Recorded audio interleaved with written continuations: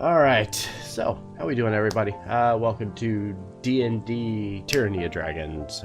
Typically our Monday stream, but had some scheduling conflicts, couldn't make that happen.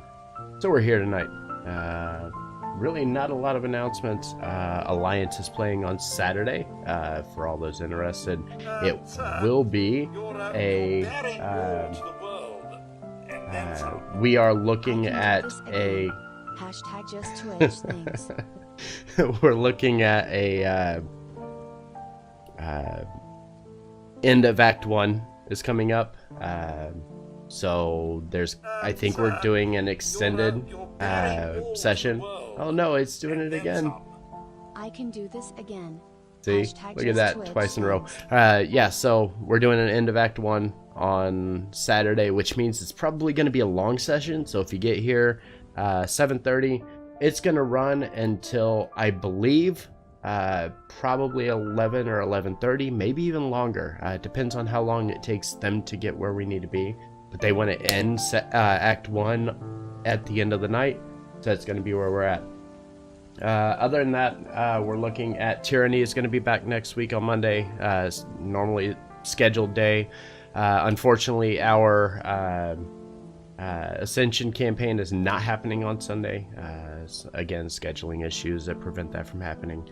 So we'll have Saturday, Monday, and then back on Wednesday, the 21st, for end of Act 1 for Empire.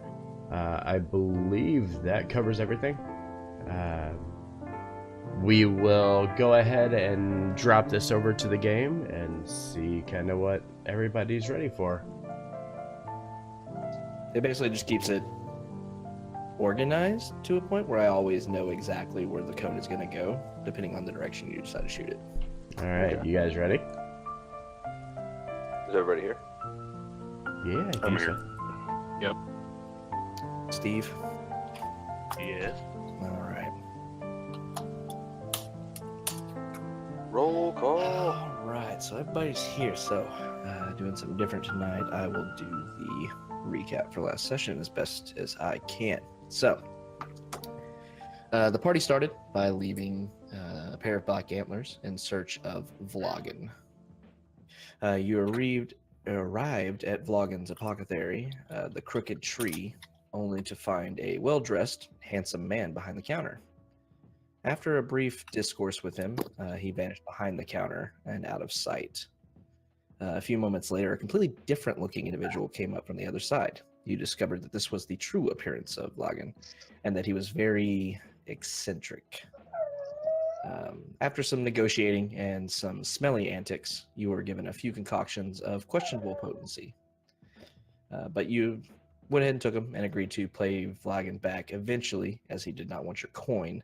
But you know you're probably going to have to pay him back whether you want to or not. After a couple days of preparation after that, you set off for Baldur's Gate via ship. You chose to take the fastest ship you could find, so you got there within 2 days, arriving on the morning of the 3rd.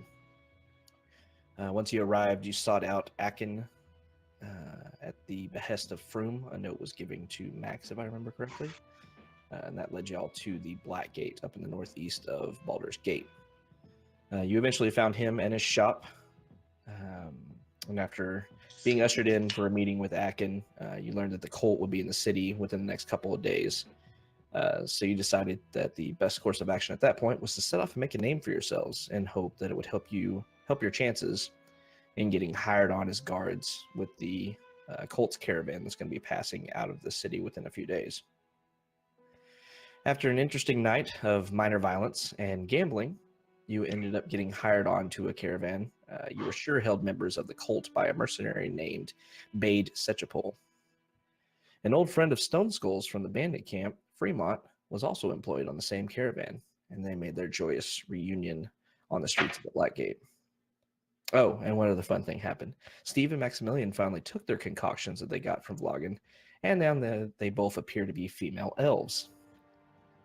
Yeah, sexy. Sexy female female elves.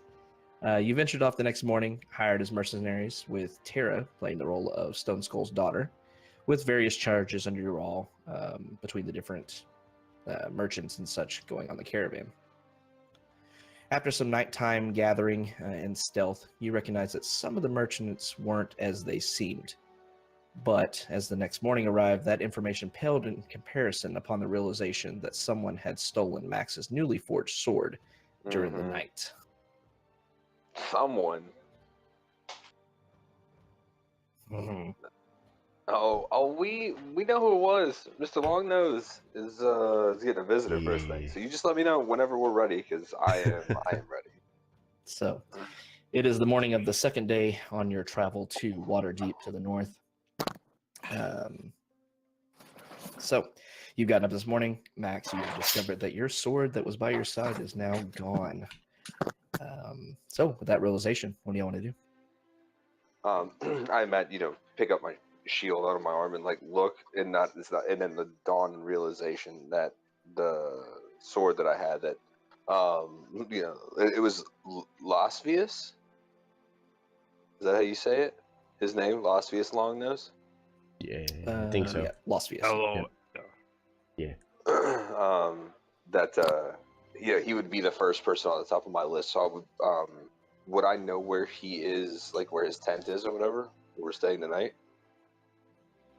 Yeah, you would know that he was accompanying up towards the head of the caravan. So with the first couple of wagons, you'd imagine he'd be up there somewhere. Yeah, I'm going to grab my shield and a spear, or rather a dagger, and start marching my way up, with a grunt right up to where his tent is. Do I see him doing this? I would imagine y'all are kind of all in the same general vicinity, so yeah, you would see him taking off. All right, so I'm going to kind of follow behind, and I want to keep pace with Max, just to make sure he doesn't go overboard and blow our cover.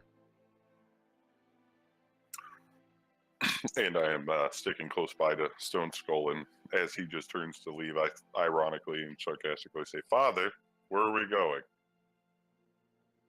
We're going to make sure the people don't fight too much. I'm just imagine, I kind of see them moving. I'll just wave them off.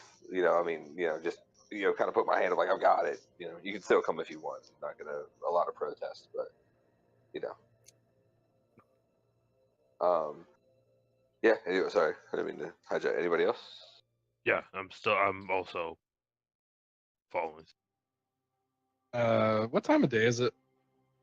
It's just after dawn. Oh, okay. So I'm probably finishing up today. From my perch atop the wagon, what's the life of the caravan like? Are people kind of like up and about yet? Yeah, it seems like most of the merchants and the other people in the caravan have started to get up, and they seem to be gathering things, breaking down camp for the most part to get started for the next day. So if that's the case, I'm gonna stay behind. Like I'm gonna follow after them, but I'm gonna stay behind and kind of like stick towards the other caravanners. By the way, I'm happy to Alright, have so everybody here. else Thank is you all for following being along here with, and Max. joining in our adventure as we move forward here. All right.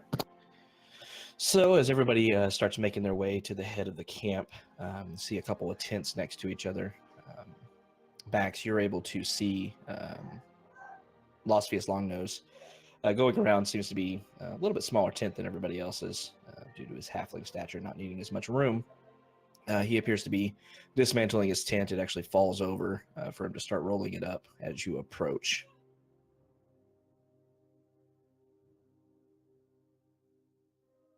And he's muted, so he might have to step away. No, I'm here. Sorry, Okay. I was talking. I want to go up and like straight kick him, like with the idea of just kicking him hard enough to kick him to the ground. If he's bent over doing something like to the back of the knee, to the hip, something like that. Just to put him off balance. Not intended to hurt, but definitely enough to knock him the fuck over. Okay. Yeah, you're going to be successful to do that.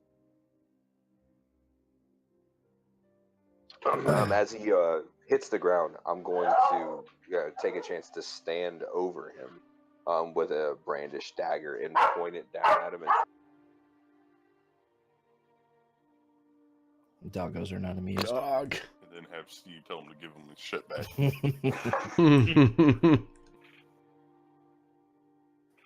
Obviously, that'd be the other Steve. The other Steve. Your name's not Steve right now. What was your name now? Rogar. No, Rogar. no. Sarah. Sorry, Sarah, to my dog. Oh, it's Sarah. Yeah, that's right. It's Sarah right now. And what is Max's other name? Maxine, I think. Maxine. Yeah. So I want to stand over him and like basically point my the dagger down at him until he recognizes who it is. All right. So as you do, he had his back to you and was kind of leaning over, beginning to roll up his tent.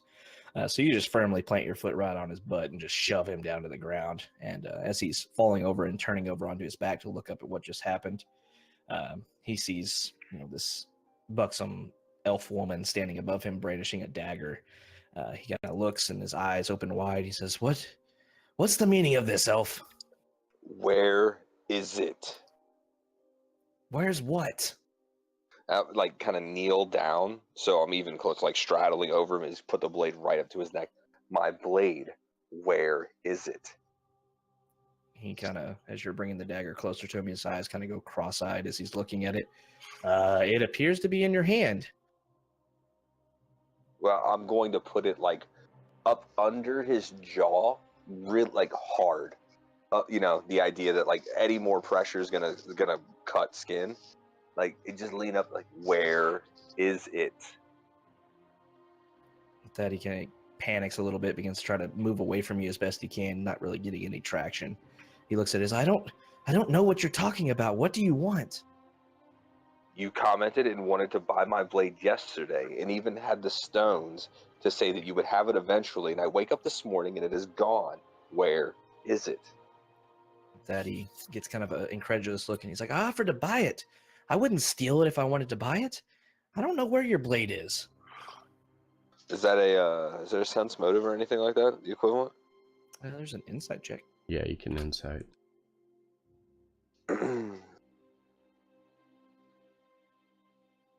Oh, yeah. So as you're standing over Nice. him with a knife to almost pretty much his throat, he very much is panicking. He is has no idea what you're talking about. He's pretty much just in survival mode right now. He's just trying to get away. He's trying to figure out what the hell is going on. He is freaking the hell out right now, but he does appear to be telling the truth. With that kind of realization, I'm gonna go from one knee to standing back up and step back off over the top of him. That Was he someone squirms sorry? away and backs away from you up into the middle of his kind of tent canvas and everything, and stands up holding his throat. He's like, what is wrong with you? Stone Skull's gonna kind of jump in and kind of pull her back and say, I'm sorry, there seems to be a bit of a misunderstanding here. Well, I'm gonna again. It's kind of like point my dagger at him, and say he said that he was going to have my blade, and I woke up and it was missing.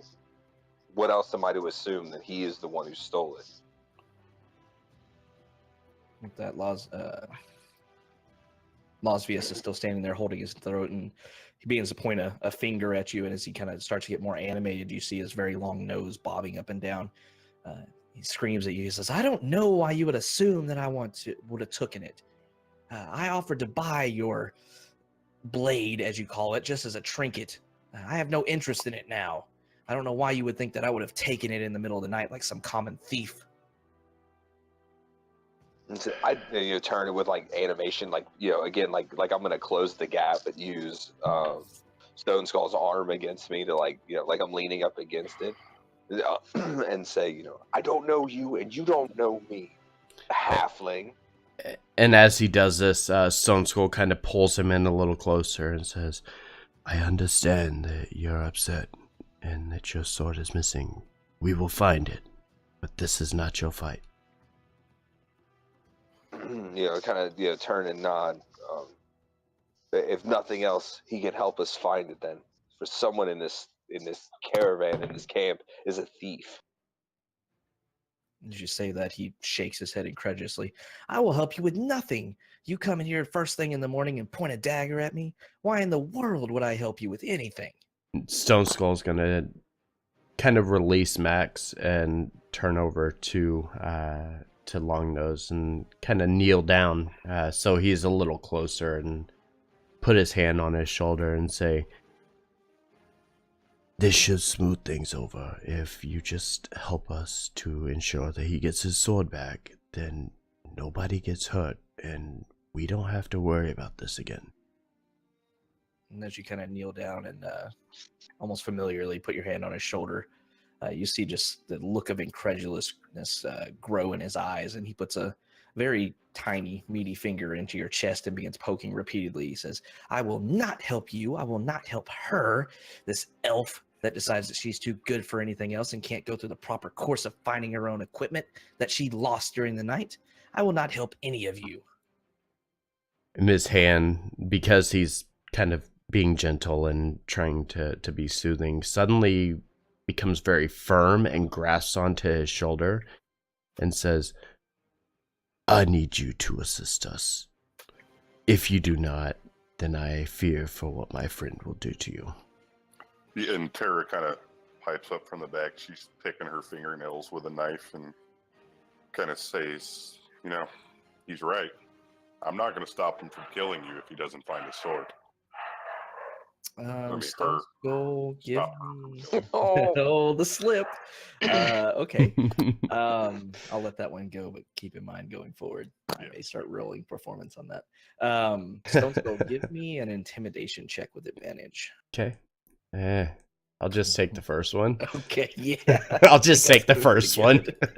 good. 19. I don't think you're much better than that. All right. Goliath is a halfling. Yeah. Right? So as you're standing over and your your hand kind of grips a little bit tighter on this halfling's shoulder, he goes rigid, and you see the incredulousness that was in his eyes begins to turn to a bit of fear as he's looking at it. He starts to stammer his words a little bit.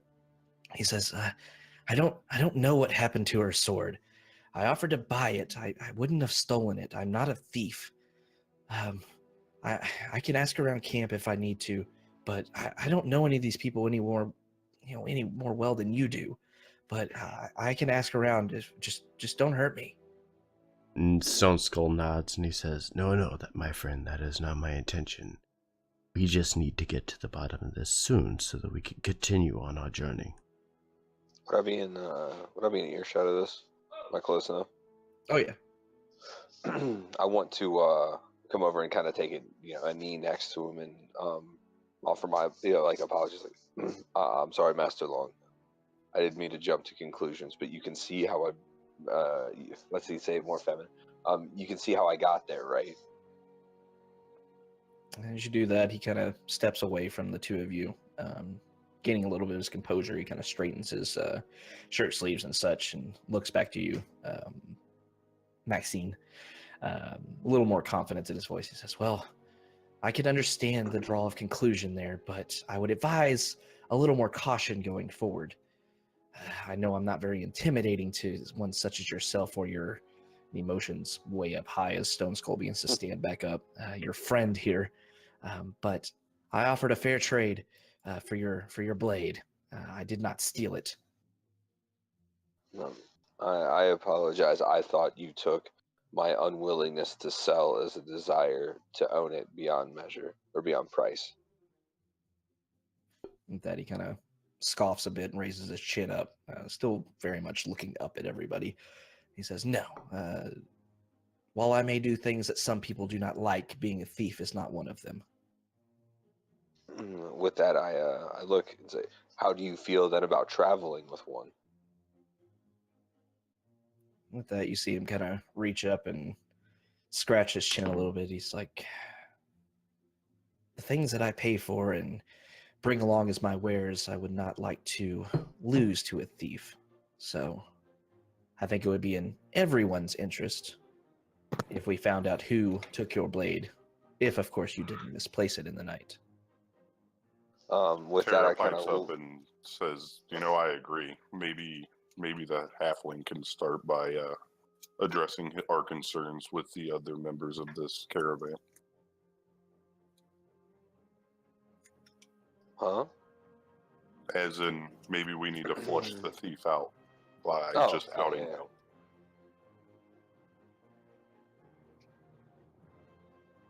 Yeah, I want to, kind of like lean over, like as he's talking, like, do I look like someone who would lose their blade? He looks you up and down. You got to keep in mind your appearance right now is a somewhat highborn elf in a kind of a silk flowing gown, and says, "Well, It's the shield, though. That's why I had the shield. you A do big, have the like, shield. Yeah, orcish Grimoire shield. Like, do I look like someone who was messing around here? it's like if I don't know who's a super hot actress.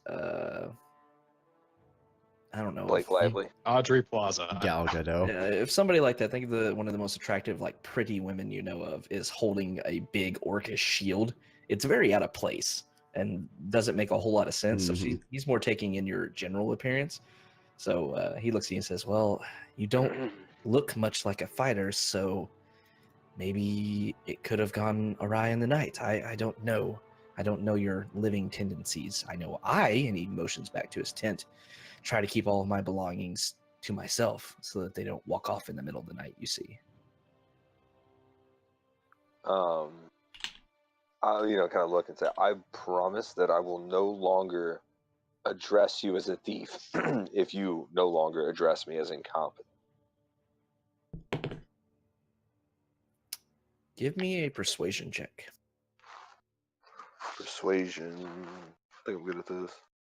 Yeah, I'm real good at this. Oh, Really? Oh, come on. I Twice thought you I've were done good that. at this. That's plus. Twice I've done that. Ah. And it's still a 10. Yep. How fucked up is that? It's still a 10. Two down ones on persuasion checks. So I'm the best man.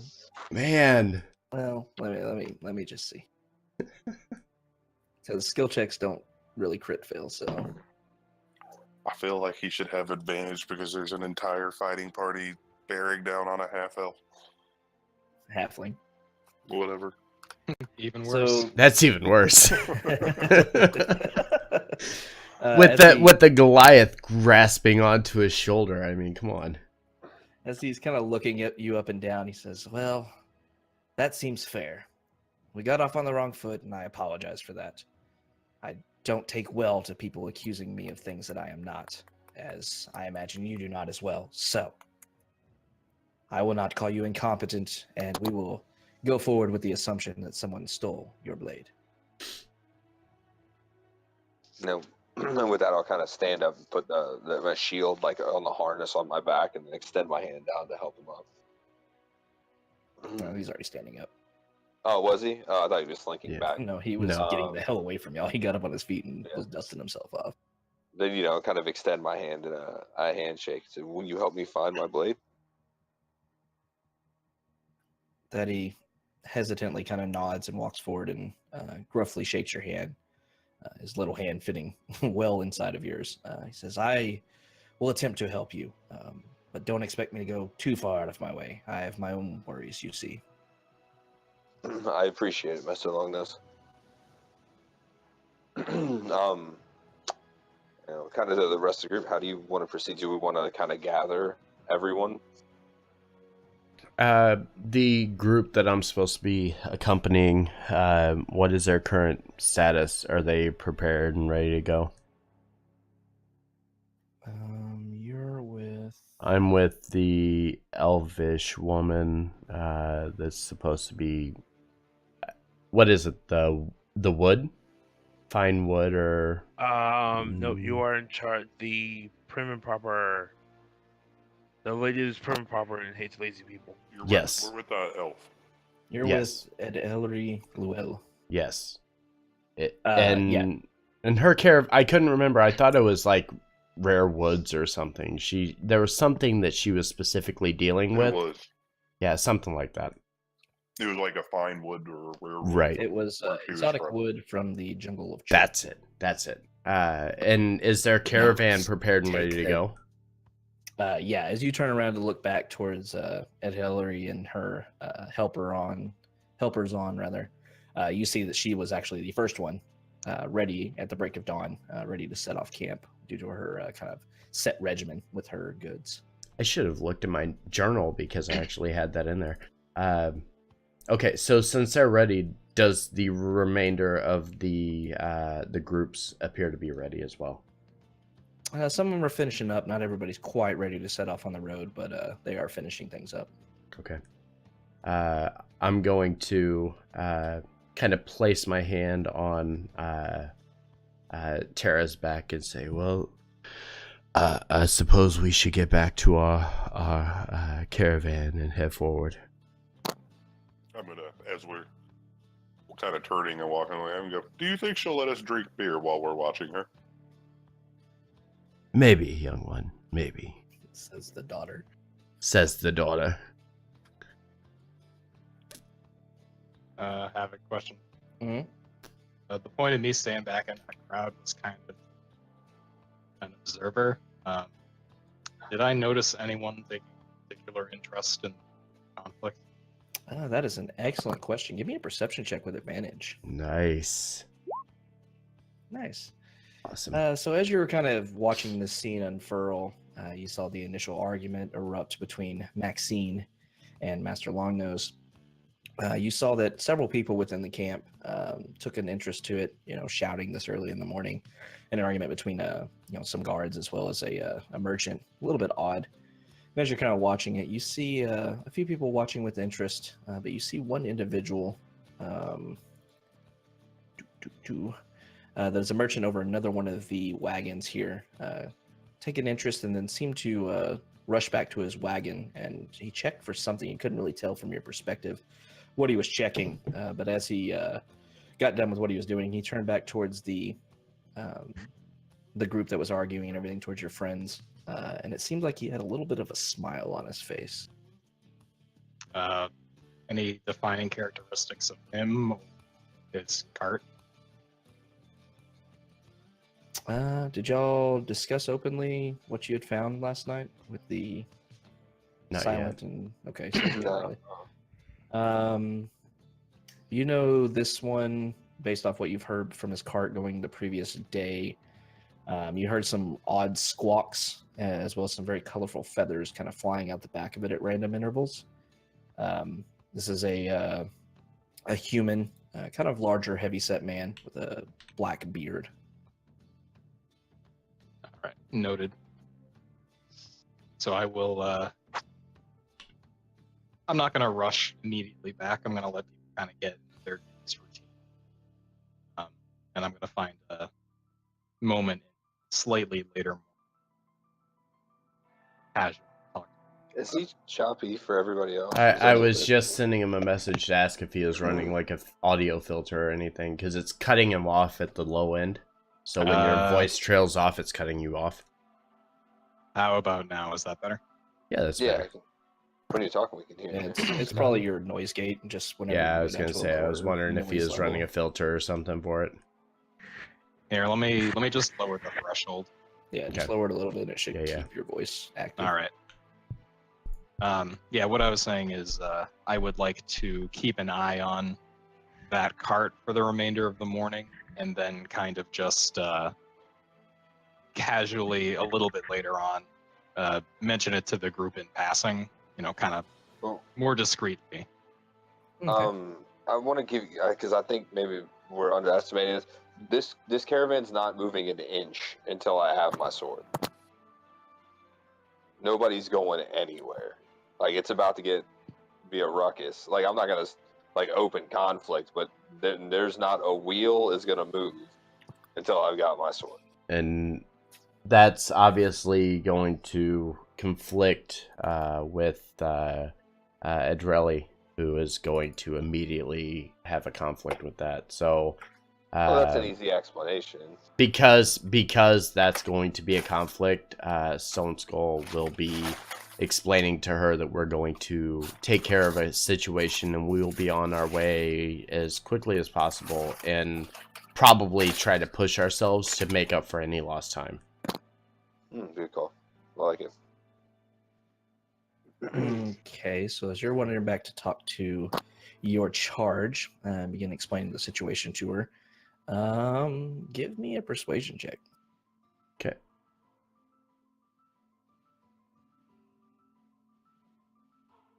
Terrible. I'm fucking awful. Just so, bad. as you begin explaining everything, you see this elf's face as you continue on with your story and trying to explain things, getting more and more agitated. And as you finish up, she looks at you up and down, kind of puts her hands on her hips and says, "Listen, maybe this is your first time going with the caravan, and I'll forgive you for that. What I won't forgive, however, is delaying me getting to my destination. I don't care what kind of situation is going on. If it's not something like my wagon being broken, then we should continue on." And with that, Stone Skull will kind of nod and say, I can assure you we will be on the road post-haste, but currently, if we do not take care of this situation, then I fear that all of us are in danger. Let's take care of it, and we will be back on the road again. I want to actually try and help him. I'm just going to pipe up and be like, if we don't take care of it now, it will surely cost us more time later on. Are you divulging any information about what's going on? Are you going to say there's a thief, or are you just saying there's a situation? We're just telling her there's a situation right now. Yeah. If she presses me any further, Yeah. we'll ensure her that we're doing this in her best interest as well. Yeah, especially considering we don't know it, but if she's harboring other items that she's trying to get somewhere else and knowing there's a thief there, that might be an issue to her. All right. Tara, give me a persuasion check as you attempt to get her on your side. Maybe with advantage? Nah. Don't please. Come on! Please Come don't. on! You did nothing to earn it. Come on! You just get advantage because you won it and you see in that No, 20. I said that before. Look, we You were. advantage when you're assisting, She was assisting me. It wasn't like we were having That's a why I said I conversation would individually. take you to assist her. She actually said, or he actually said that she was piping up to assist to help me Well, to if she's explain. assisting you, then it would have been advantage on your roll. Okay. Which would have been a 12. Let's see. Nope, same result. Damn it! I tried. No, she is. You gotta imagine this chick is like the I want to speak to your manager haircut and everything. Full nine. She is not amused by your shenanigans. Holy shit. As you try to explain the situation over and over again, she says, "Well, if you two won't go, maybe I'll go talk to your employer." And she begins to walk towards Bade. And Stone Skull again does the. No, I just shake my head and kind of elbow him in the hip. As he would normally try to reach and stop her from continuing on, and he stops and looks at Tara and nods a little bit. Can you remind me? I work for Bade as well, but I don't remember his description. What is he? He's a human, very grizzled, a lot of gray hair showing. Grizzled, kind of veteran. Havoc, what is the situation around our wagon right now? What Like- do you Hot and tense. Like, we're prepared. We're ready to go, But like, the wagons right were now. spread out, right? As in, if I got behind her wagon, is anyone going to see me right now? Ooh. You're towards the back of the group, so you would still be kind of in eyesight, but not really. I mean, you got to think that Here, I'll just. when they camp at night, the wagons kind of make a little bit of a circle around for a little bit added protection out on the road. So while you are towards the kind of south, while you're kind of down on the south end of it, people are kind of all over the place. So you'll be kind of hidden, but not fully. Can I give you a stealth check to see if anyone notices me currently? Okay. That's a good roll. And you're moving what, just behind? I'm your just going to be prepared Trying to wagon? hide. wagon, trying to stay out of view of everyone. Okay, so as you move around, trying to slip behind the wagon, you kind of feel out with the tendrils of your earth magic, and you feel that like nobody's stopped to look towards your direction or anything like that. It seems like everybody's still going about their business, as well as with Edrelli moving forward towards the presumed location of Bade. Okay, I want to go to whichever will on the wagon has the utmost cover from the group. And I want to, as discreetly as possible, use mold earth to turn the earth beneath the will and to kind of mush and let it sink in. And then harden back up. All right, give me stealth check and a performance check, both at advantage. I like it. I like it a lot, dude. Oh, Oh, come on. do you know? Oh, come on. Well, advantage on the performance is 14. Okay. All right. God. Why That couldn't the stealth first roll, stealth roll work, though? So as you're doing this, kind of hide yourself behind the kind of back right wagon wheel, and as you lower yourself down, trying to get closer to the earth and put your hands down, you begin to meld the earth, and the wagon begins to tip over as the back right wheel loses footing and sinks about a foot or so into the ground. You suddenly hear a voice from someone nearby saying, "Hey, watch out!" Screaming at you, Tara. Seems like this voice is more concerned about you being crushed by the wagon than anything else. I'm going to abruptly stand up and scream, What's going on? Is he going to make a move? Stone Skull, your daughter's in danger. Your daughter's Yes. in His intelligence is not very high, so he's going to be very slow to react to something like that. So we'll say that like 5 or 10 seconds pass, and Stone Skull will be like, "Wait, what? What? Oh, wait!" And then he's gonna respond to it. So another. He does not have dad reflexes. You are 100% accurate with that. All right. Um, So as this is all going on, Tara, you are perceived to be in danger. So another regular built fellow, kind of older, kind of looks like he does have dad reflexes. Kind of rushes over to make sure you're safe, but then sees that the wagon is not, in fact, completely toppling over. It just seems to have fallen into a small sinkhole or something like that. And he quickly warns you to be careful, and kind of points back. He says, "Make sure you're sticking close to your father." And he returns back to his duties. I let out an enthusiastic sounding, "Oh, my hero," and walk back to Stone Skull. My hero.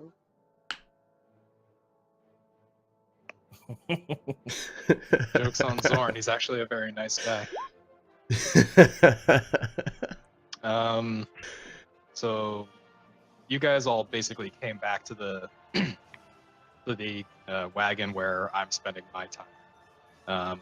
Where is Steve?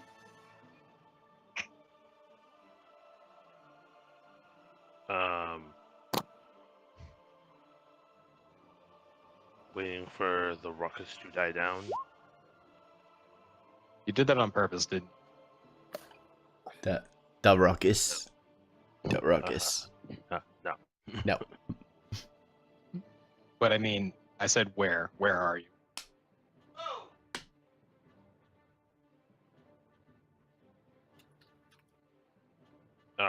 Still around where we confronted Long Nose. All right. So I'm gonna make my way over to you, and I'm going to pull you aside, somewhat discreetly, but not exaggerated. I'm just gonna kind of come over, put my arm around you, and lead you off to the side. Talking in a low tone, away from where everyone else is creating a lot of attention. Right. And I'm just gonna say, hey, I saw someone looking rather interesting during the commotion a bit earlier.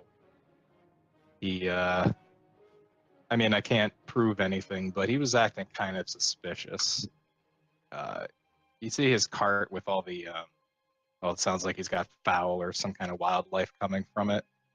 It's the larger, more portly man with a black beard who attends that cart. I think he might have some items of interest inside of it.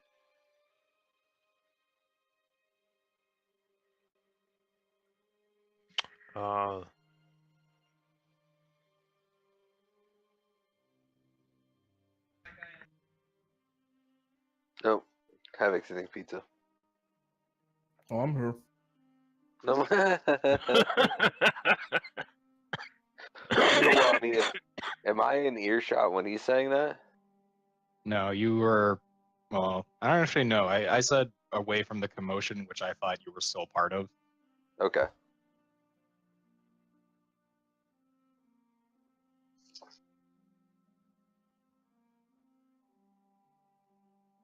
Chew faster, Havoc. Oh, what do y'all need from me? You talk to Steve. Steve's got to react to Yep. this new information. Oh. All Yeah, right. talk to me, Damien. Come on. Oh, goodness. Then it seems like we should have a conversation with that gentleman about Mexican sword. I do believe so, but I'd rather keep the amount of attention we garner to ourselves a bit more subdued, at least for the beginning of this journey. Do you think you could take a look into his cart?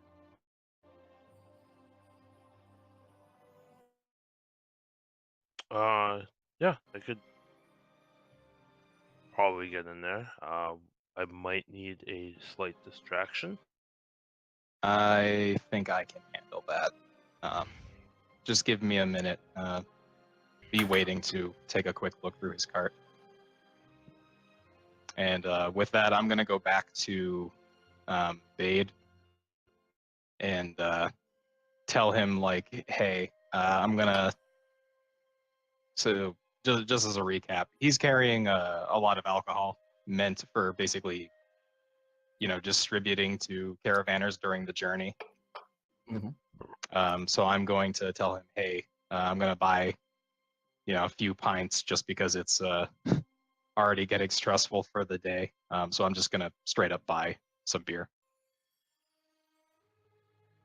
All right. So as you approach Babe, you see he's actually in a very animated conversation with this elf woman that came back from Stone Skull and Tara's wagon. As you walk up, you overhear the conversation saying, "We'll get on the road as soon as we can. Like, you just need to calm down. We'll be heading off very shortly." And he kind of looks back behind her. He says, "Your wagon's stuck in a rut. It's like, you're not even ready. Go back there and tend to your stuff before you come ordering me around." And then you see Ed Ellery taking off kind of in a huff. She actually begins berating Stone Skull and Tara as she approaches back to that wagon. But after listening to your request, he says, "Very well, friend. It's already been one of those mornings." He points back to the wagon. He says, "Just leave your money in there. I think you'll be good for it." Shall I bring you one as well, sir? He kind of chuckles. He says, "Not yet. At least let the sun get up over our heads first." All right. I nod and say, thank you. I'll be back shortly. How much do I owe him? How much you want to buy? I'm gonna buy four pints worth. Yeah. Okay, so a couple shit, what are they called? The thing you pour Just a pints pitcher? with. Yeah, a couple pitchers worth. Yeah. Four they're, pints is a pitcher. Oh, well, okay, fine. One pitcher then. Math man. Well, does it? Do we have like flagons or something around? I do want it to be in distinct cups. Yeah, they're in the back. All right. Yeah. So I'm gonna grab two of those then. So I'll just fill one up all the way, and I'm gonna fill up the other one kind of like halfway. Okay. And then with that, I'm going to take a small sip of the one that's filled up halfway, kind of like just get a little bit of it on me. And then I'm going to walk in the direction of the other cart, the black bearded guy's cart. Okay. Yeah, do I find him around You find him up at the head of the cart of his own, talking to the driver. All right, so as I walk up on that, I'm going to kind of just like make a small wave with my like whatever free hand I have, hoping that Damien's paying attention. And I'm gonna walk up to the front of the cart and greet them. So, good morning, gentlemen, and what a morning it's been already. Then I'm gonna stand purposely like, horse direction so that they're looking forward. Okay. And so I'm just gonna say bit of trouble with one of the carriages. Seems to be stuck. Already a bit more commotion than I like most mornings. So I'm here to distribute a little bit of goodwill to ease over the tension, you might say.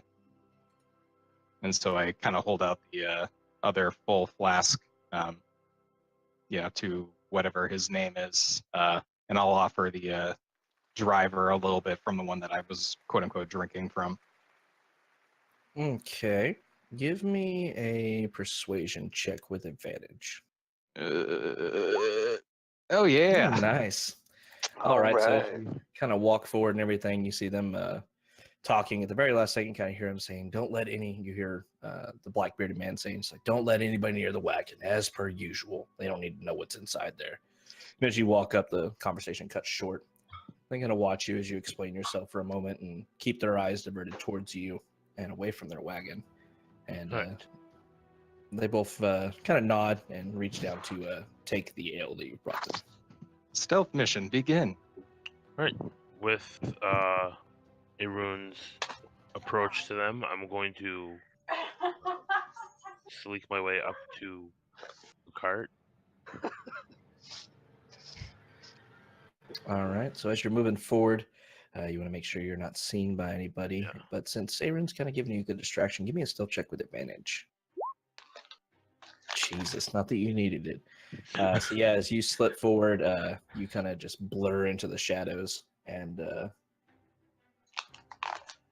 you just go ahead and move forward and get up into the back of the cart. No worries. Right. I'm going to attempt to look to see if I see any like obvious spots where the sword might be held. So as you're kind of looking around inside there, give me give me an investigation check. This is the card he's already looked through, isn't it? Mm-hmm. So maybe with advantage. That's just my. Yeah, y'all thought. are He fishing already for knows. a lot of advantage tonight, but that is a good Hey. argument. He literally already knows where to look. Like, Since you kind of know the layout of it, knowing what you've seen before, you're looking for anything changed. Give me it with advantage. This was 7.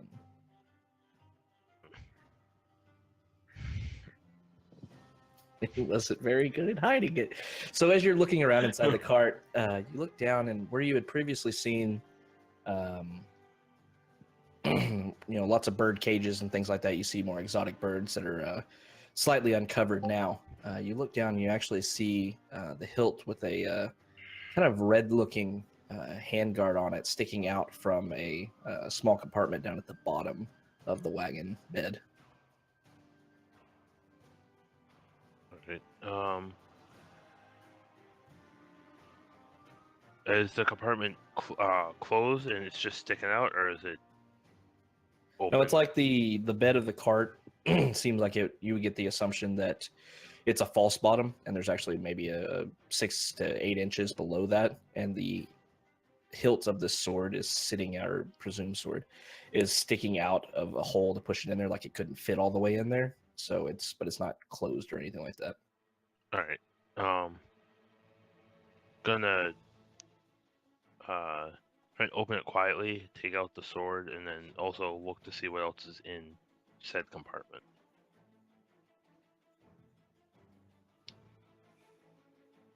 Okay. I don't think I looked in that before. I think we just said fuck it. As you're opening it back, or trying to reach down in there and pull the sword out quietly, give me another stealth check. would it be sleight of hand? I'm just here to be annoying. Yeah, you're doing a good job. No, it's stealth. I want stealth fucking he, spot. he did ask for it, so I'm so saying. Yeah, so as you pull it out, you notice as you're pulling the sword out further, you see kind of serrated edges on the end, the blade end of the sword. You clearly recognize this as Maximilian's antagonist. As you pull it out and everything, you actually don't see much else in there. You see a few stray gold pieces and such, and it seems like it was kind of a hiding space for his own personal wealth. All right, yeah. I'm taking the gold. Okay. Now break a chicken's neck as a warning. No, I'm just kidding. Send a message. You find 11 pieces of gold inside one of the pouches.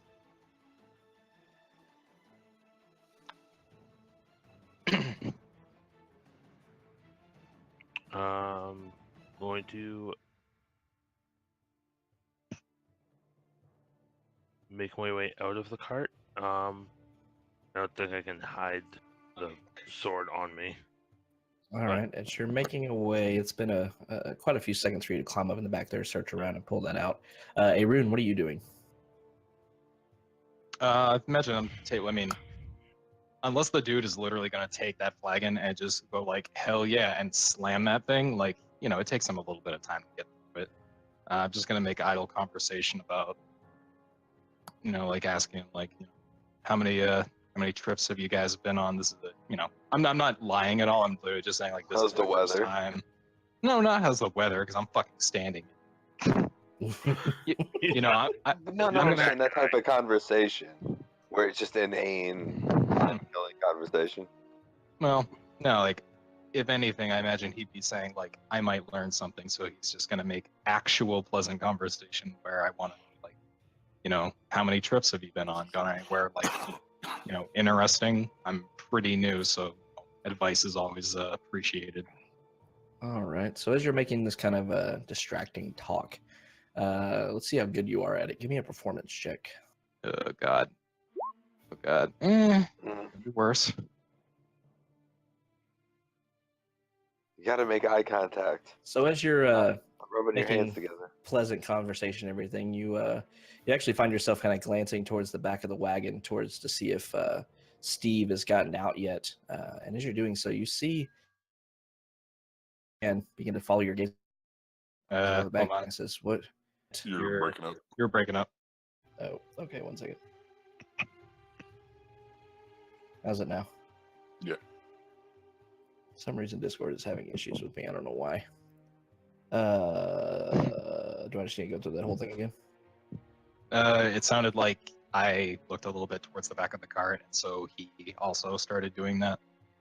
Yeah, basically you were kind of glancing to the back of the cart to see if Steve had retreated away from it yet or not. And as you were kind of looking back there, his gaze kind of followed yours and looked back there, and he looked back towards you, Aaron, and he says, What are you looking at? What's so interesting about my cart?"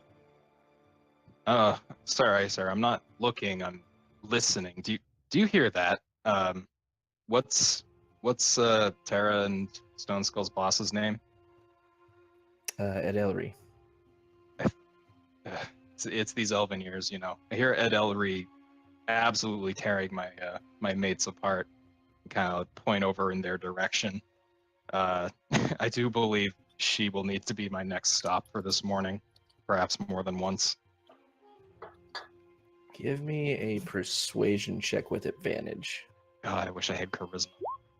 Hey, all right. Yeah. So as you're saying that, you see this man kind of turn and look back towards Ed Ellery, berating Stone Skull and Tara.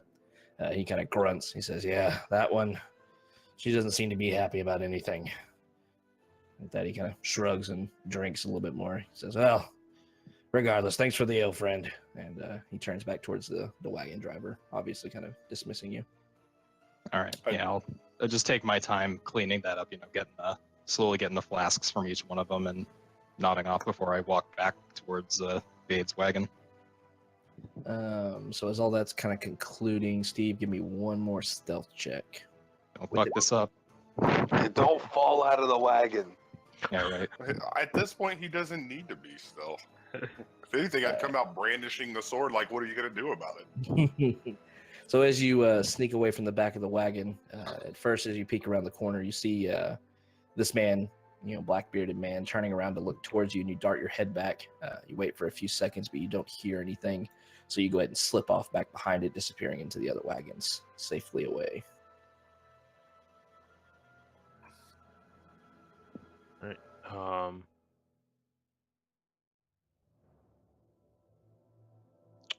Make my way back to Max. Maxine, the fine elven lady. Maxine.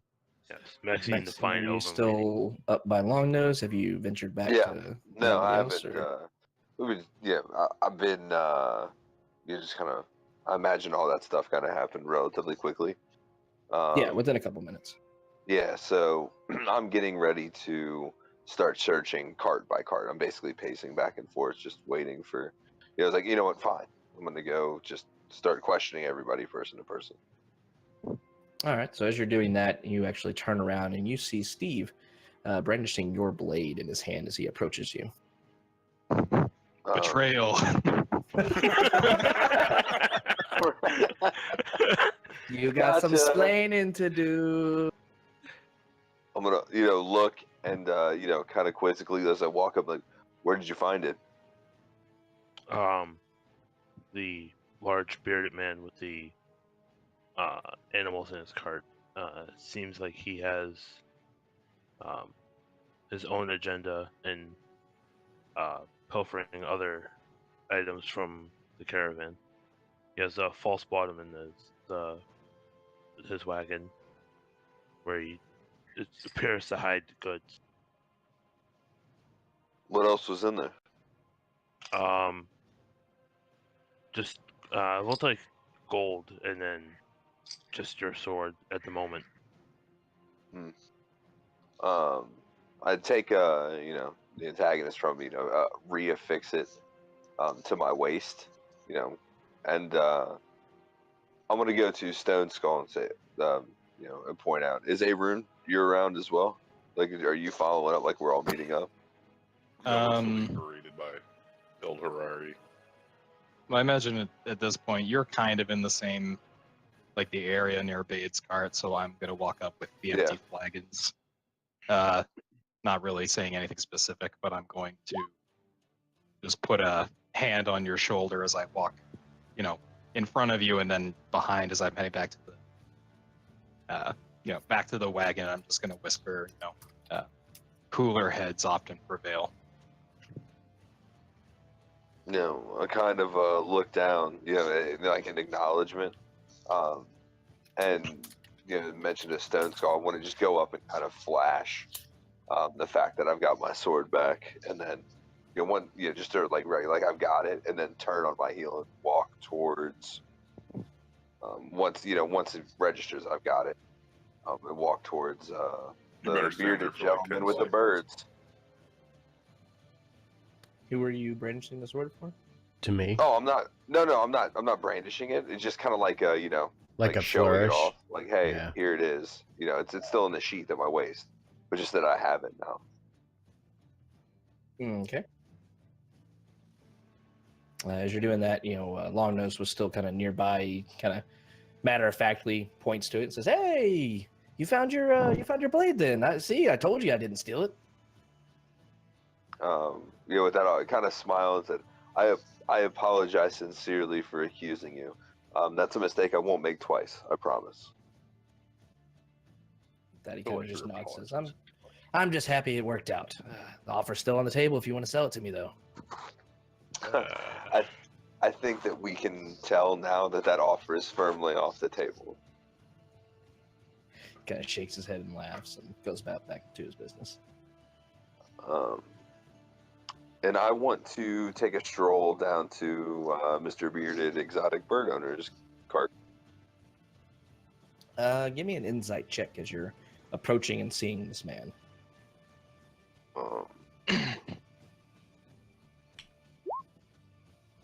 Nope. Even though you tried to gather a little bit of information on the first day of who everybody was and what their names are, this man's name is just slipping your mind for some reason.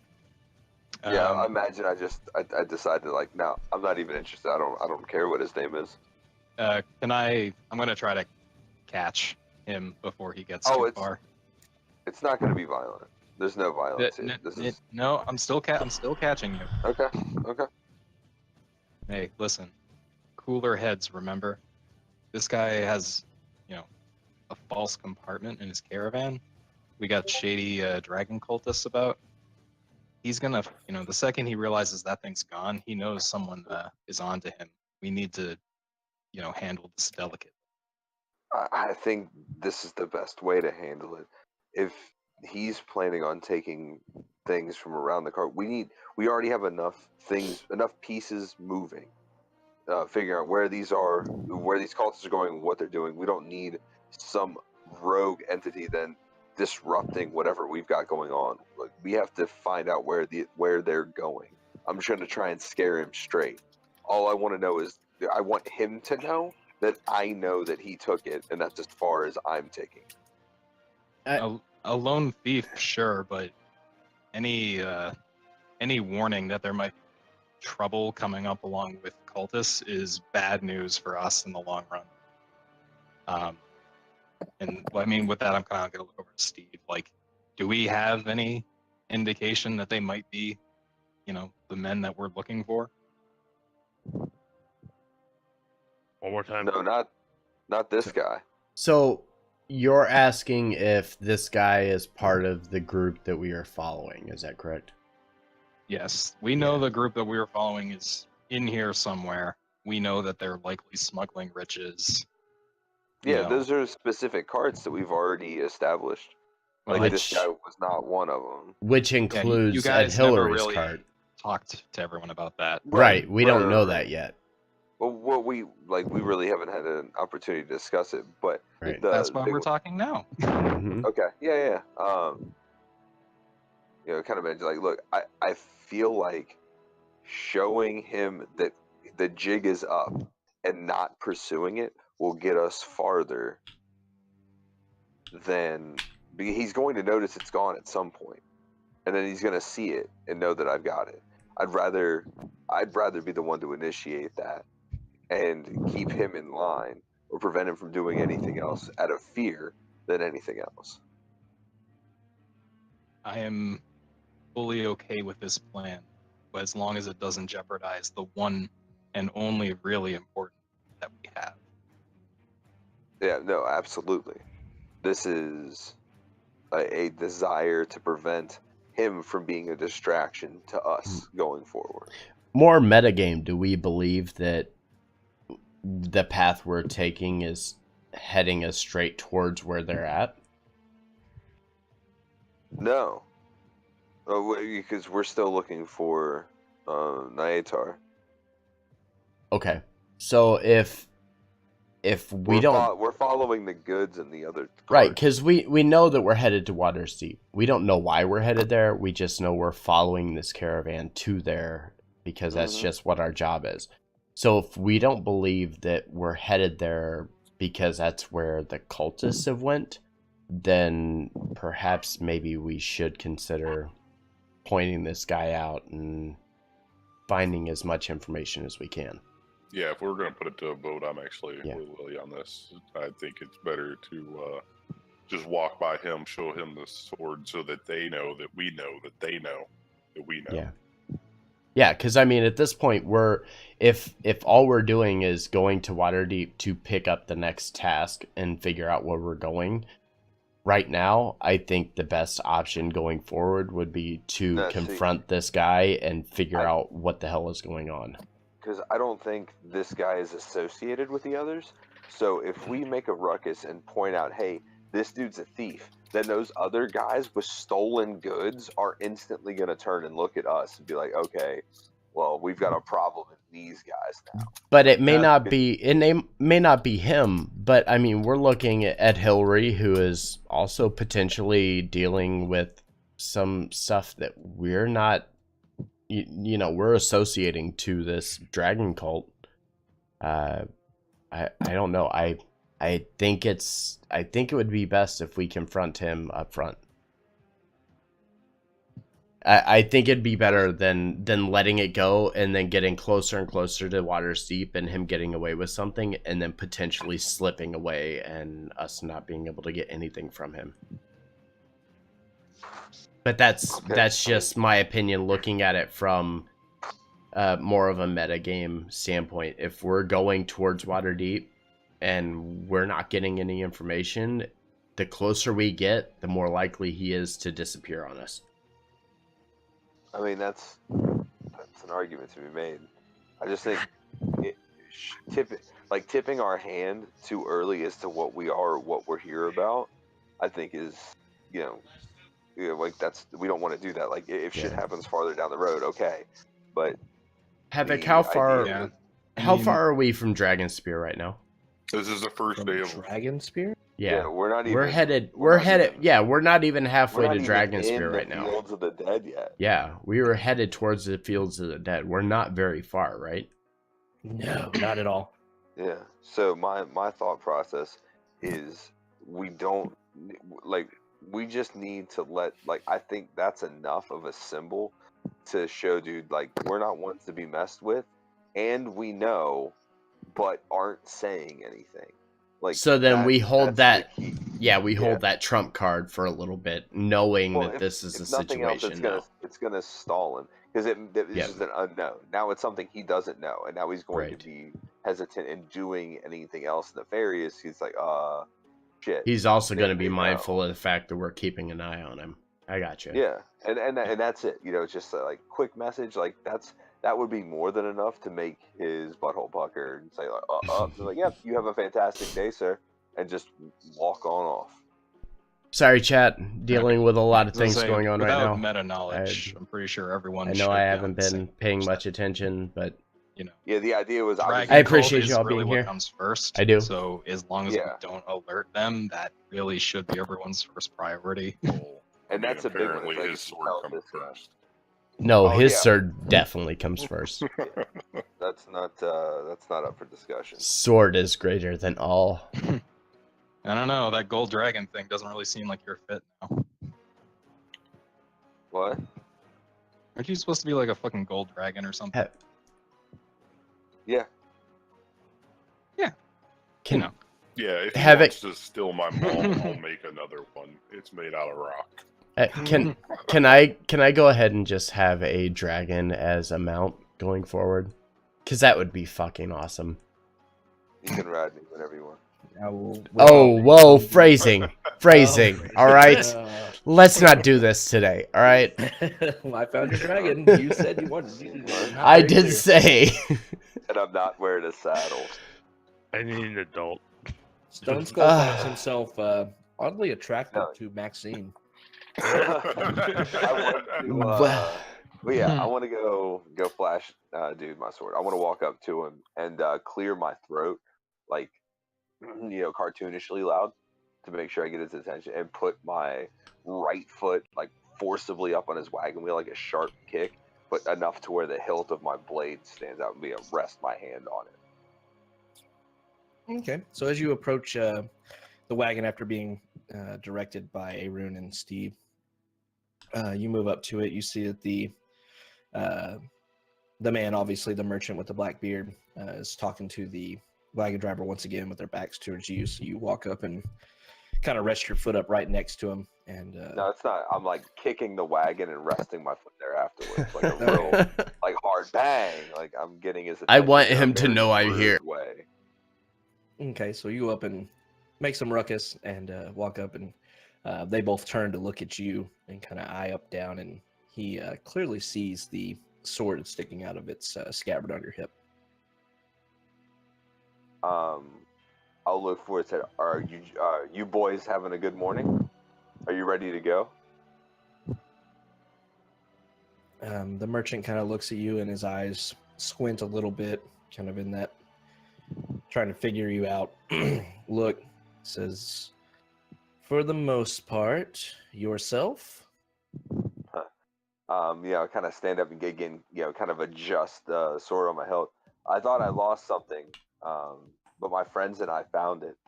So we're ready to go as soon as everyone else is. I'll go ahead and send word up front that you're ready to move, and then walk off back to my wagon.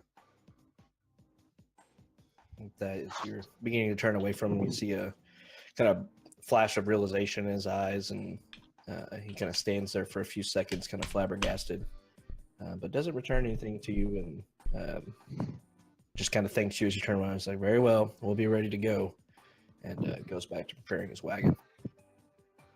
And during this, in keeping up with appearances, I do get another round of beer and bring it to El Turel.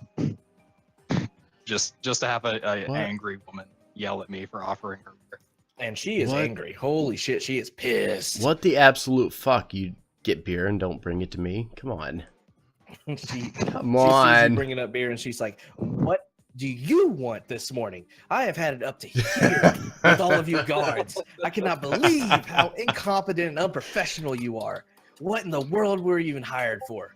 That beer? Go drink it somewhere else. I don't drink that distasteful junk. As she's talking, I'm just going to turn and walk away and say over my shoulder, I'm not a guard.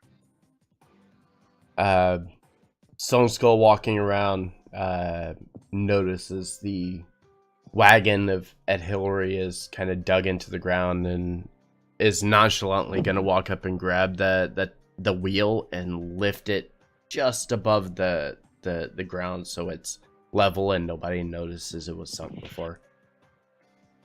Give me a strength check or athletics check. Athletics.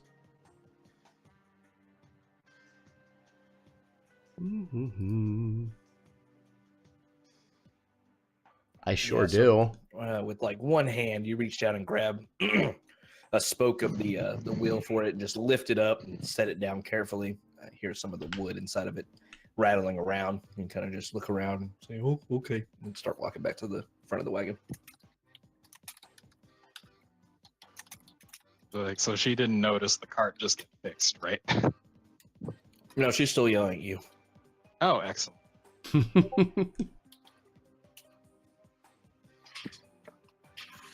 I mean, I'm literally just like shit-eating grin, just taking it in stride. Just yes, ma'am. Yes, ma'am.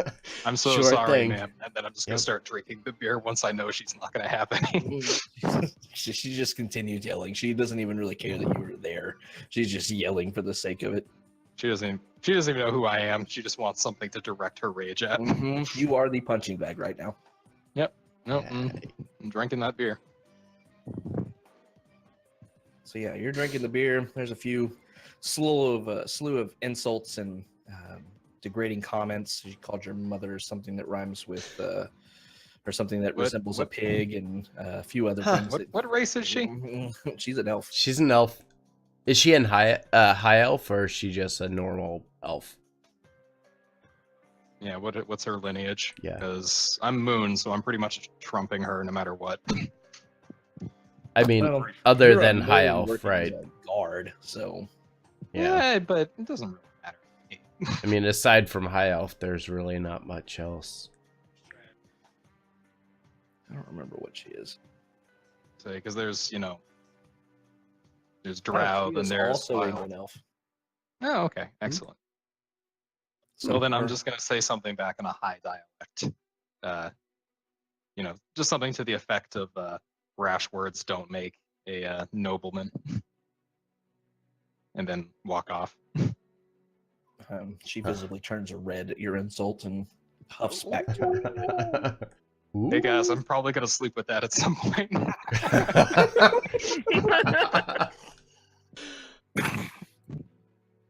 And also, God help me when I do. Right. You won't do it. No balls. Do what you want. I- Do what you want. I bet you she's like a praying mantis. I was gonna say I wouldn't do it. I wouldn't do it because like I don't want kids, and I always hit my mark. Yeah, I don't miss. This guy. Ugh. That's a good one. Oh god damn it! On that note, the morning continues on. Now the sword situation has kind of been resolved. It seems like the merchant who was ultimately responsible for this, whose name you discover is Owen Evanmore, and that he is exotic bird trader. That's utterly foul. It seems like he is avoiding eye contact with the group of you, watching his step as the day begins to progress onward. But it seems like he has gotten the message loud and clear that he should not do that again, for fear of his life, obviously. Excellent. All right, so we're headed into Troll Claws. No, Fields of the Dead. Oh, yeah, right. We have You were right because we haven't greatly moved yet. underestimating- Never yeah, mind. You're greatly underestimating the distance here. So, as you begin continuing on, the second day that you just started progresses on without much issue.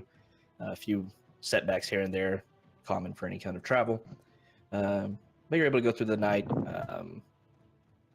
No other things come on. Obviously, Maximilian keeps his sword close by now, so Yeah. watches and such go by without any issues. The third day starts. You've actually just gotten to the point where you are entering the fields of the dead at this point. I just want to say that every time that we're going through like this part, Tara is actively poking the bear. Like she's just asking Ed all kinds of annoying questions. I don't know if that'd be a great idea, Stone Skull. Yeah. I'm bigger than he is. I don't care. You should probably care. Go for those kneecaps. Don't matter how big you are. So yeah, the third day, Night-night. you the third day you begin passing through the fields of the dead. You know this place is very troublesome for caravans and travelers and such. There are a lot of monsters and creatures that populate this area. They generally stay away from the more civilized places. So as long as you stick to the pathway and the road proper, you feel like you wouldn't have too much issue. But it is an ever-present danger. And as this is a fact, you know, the caravan as a whole is very on guard and tense for the next few days as you are going through the fields of the dead. Everybody's keeping a very close watch to everything around them, not only at night, but even so in the day, because the danger here is ever present. But let's see. So you make it through a couple more days. You're actually starting the 6th day, and you're continuing on the road, guarding your respective wagons. And as you're walking along, some of you see something in the sky. But before we see what that is, we're going to take a 5-minute break. Oh, snap. Well, there's only 4 possibilities of who saw that. So We'll see who sees it. All right, be right back. Yeah, me too. All right. He was like, have I told you guys about Be this? right back, Now guys. I got my sword, and they're like, look, I'm in the sky. They're like, okay. Well, I'll go do this fighting now. One of these days, I'm going to tell that story wherever we can hear it. Oh, it's good.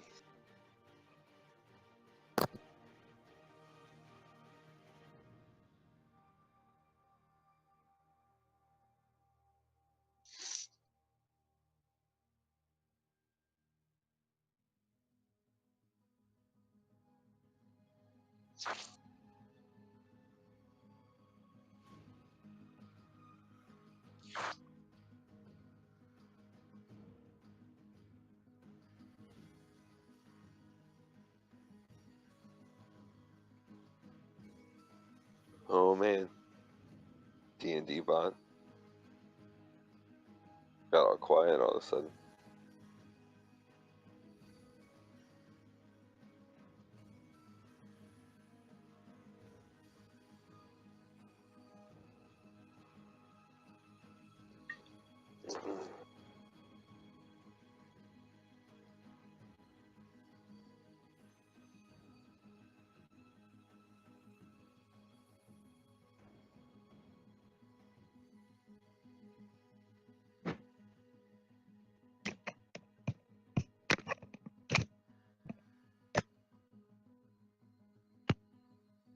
All right. I miss anything?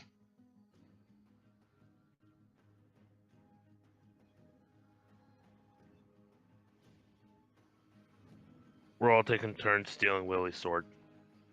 Oh, excellent.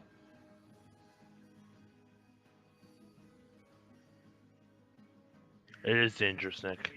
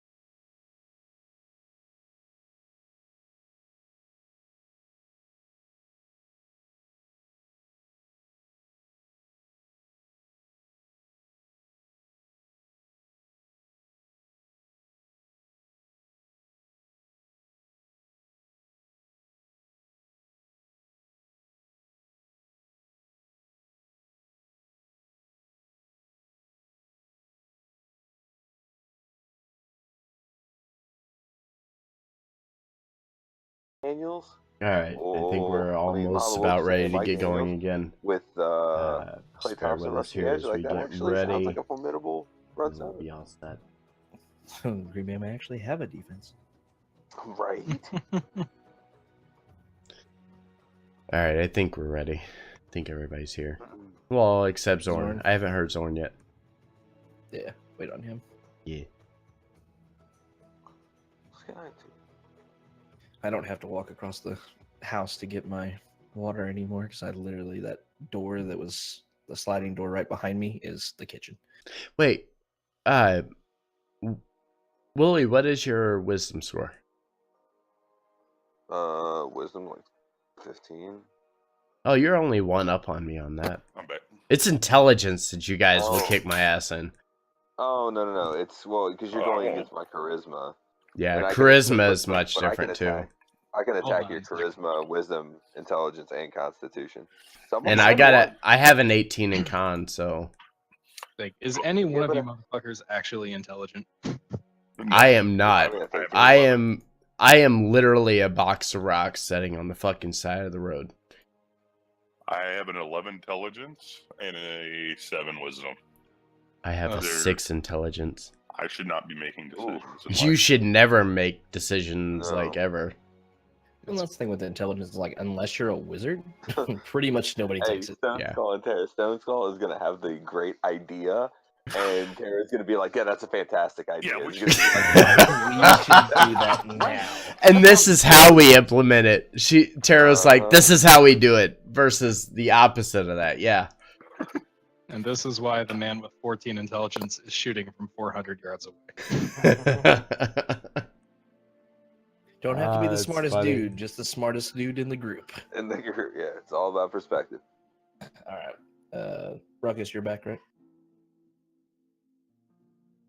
Nope. You're muted if you are. Ruckus. I can I'm gonna take a piss real quick, but I will be back in like Okay. 2 seconds. All right. Okay. I can play the strong guy. That's what I do really well. I can play the blind girl. You can play the blind girl. I Help! can play the Help! god. I like playing the aggressor. Help! I'm also very good at pretending like I'm in trouble, apparently. Dude, that group it's back in the it's worked city so and then fucking that guy. well. It's ridiculous. It's worked so Brought a well. tear to that man's eye. How dare you? It has worked so well. And then we had trouble tying him up, apparently. I say we because I don't want to take complete blame on that because nobody else fucking noticed it either. That was a series of unfortunate events. It was. My goddamn wife stole my lighter.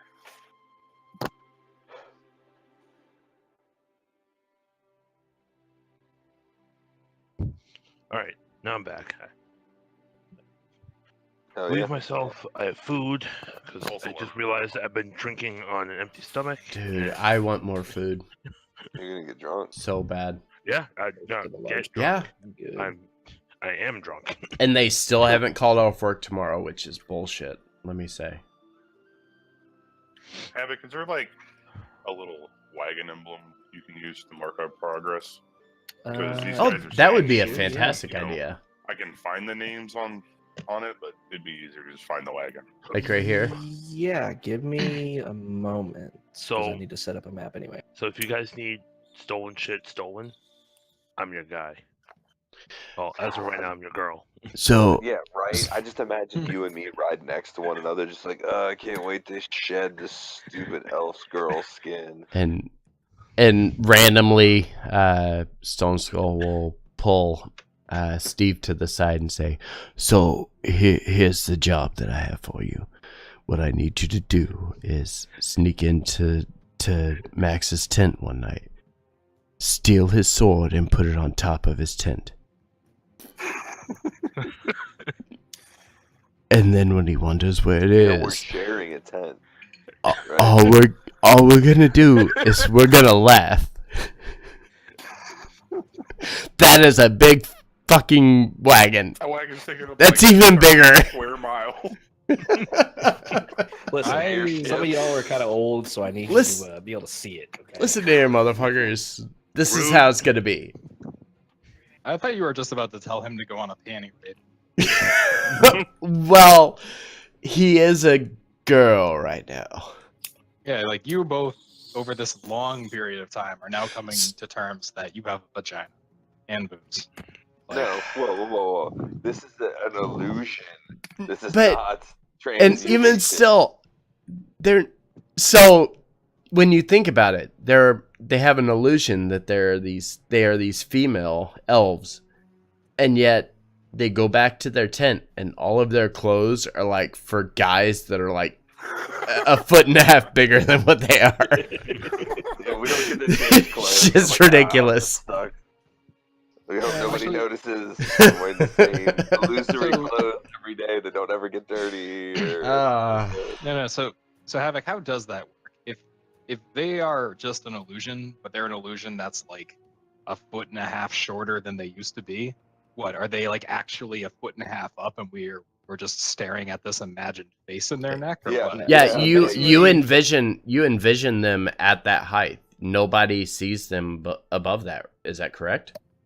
Basically, the way it works from the person who is cast upon, so between Steve and Maximilian, your perspective is exactly the same.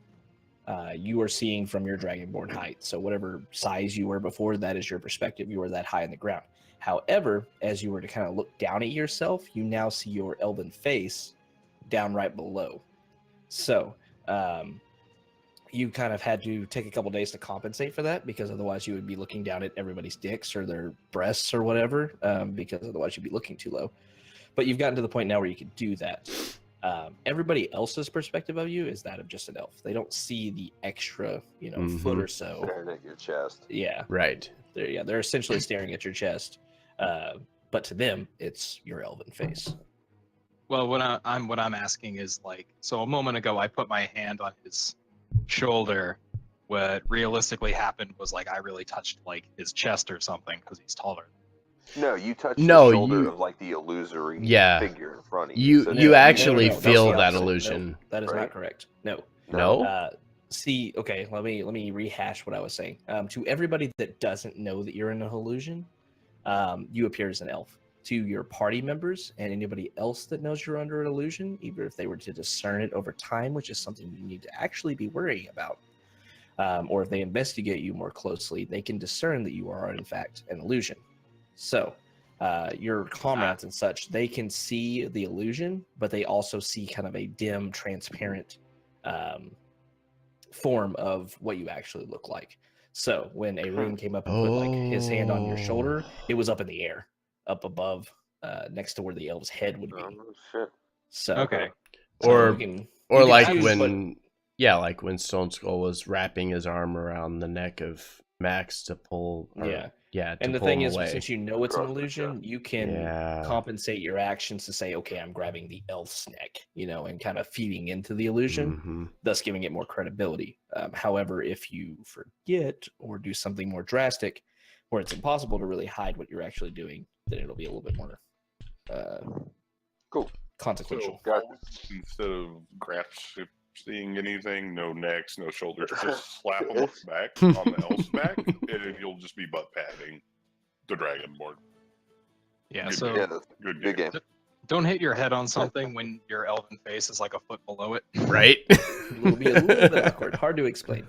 No, it's gonna be when you're ducking. You're gonna duck. I'm gonna duck like 2 feet underneath it. Like, why are you ducking? You so duck much? for Don't worry absolutely about no it. reason. Yeah. You But just as a far normal as- person walking through the doorway and just the ducking.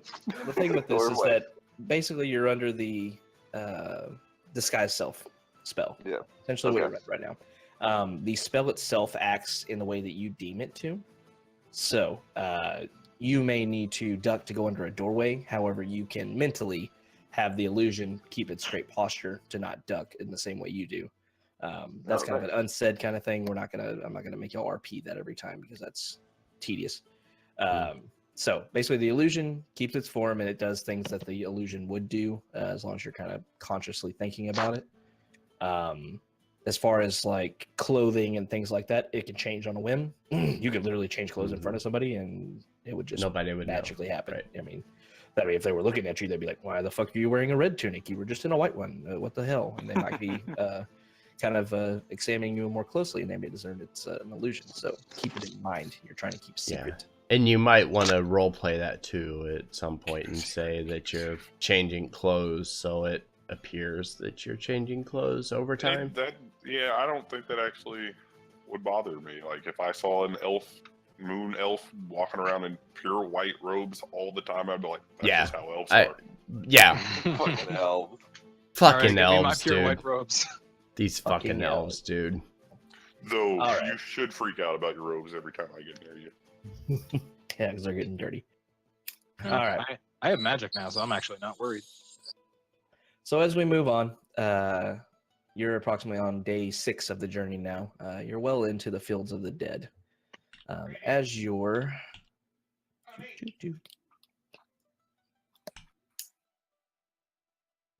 So as you're continuing on, shit, I don't know where your tokens are. Oh god, it's been so long.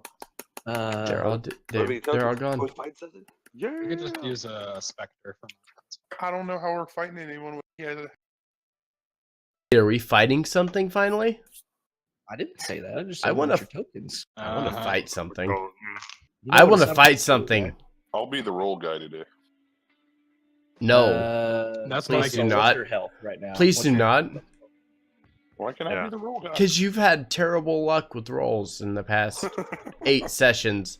Well, rolls for him, not rolls for us. Just stand behind him when he makes his opening volley. We're on session 8, and We're- Zora has rolled 92 nat 1s. The Goliath suddenly goes down to one knee and hides behind the blind girl and pushes her forward into the pack of bad guys.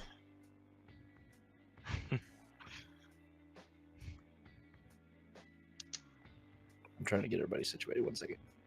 Stone How Skull, far could you not throw winning her? Dad of the Year. Yeah, Epic, when you get back, I want to make a history check. I'm gonna make a what check?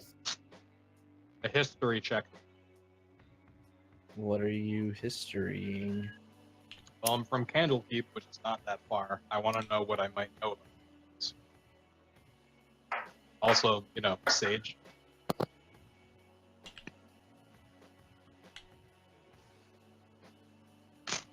You want to know about what now? I want to know what general knowledge about this place I might know.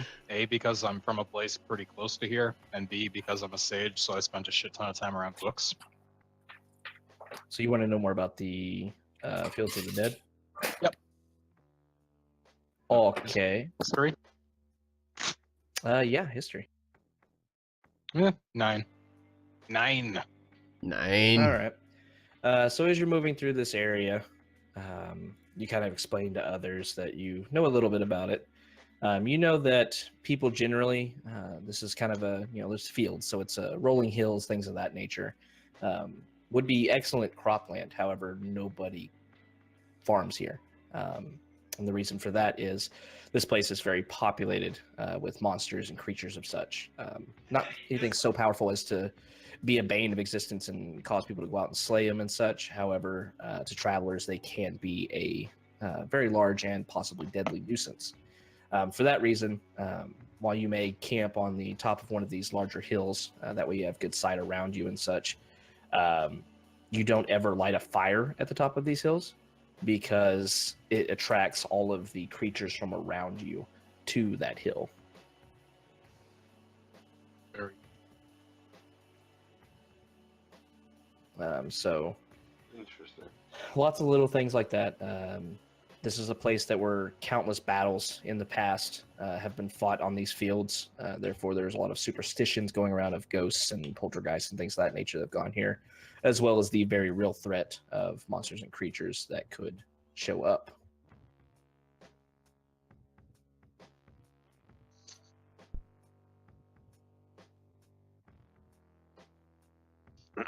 So as Cool. you're walking around this morning, it's bright out and such, kind of a clear sky, partly cloudy and such. As you're looking around, you see, random birds flying through the air. You see a few eagles As you're all kind of looking up in the air, except for Tara, everybody give me nature checks.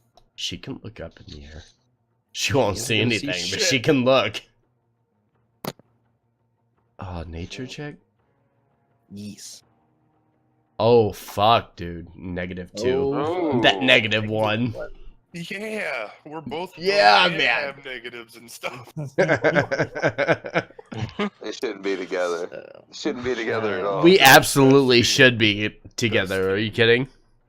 We're fairy tale strongest team. It's a, Right? it's a rare team right there.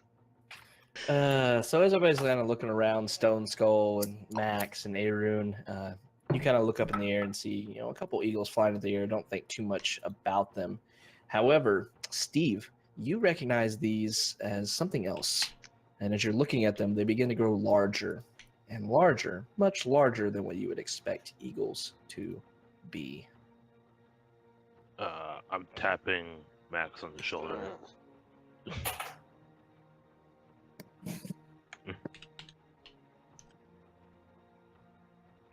Nice map. Yeah, it's actually included. I just didn't know it Great. existed until this morning. Oh, We're that's gonna so die. adorable. We're dying on the goddamn Oregon Trail. Hey, I am not getting typhoid fever tonight. You will not die of dysentery. Not tonight. Not this night. tonight, This night, motherfuckers. we fight. Oh, we don't.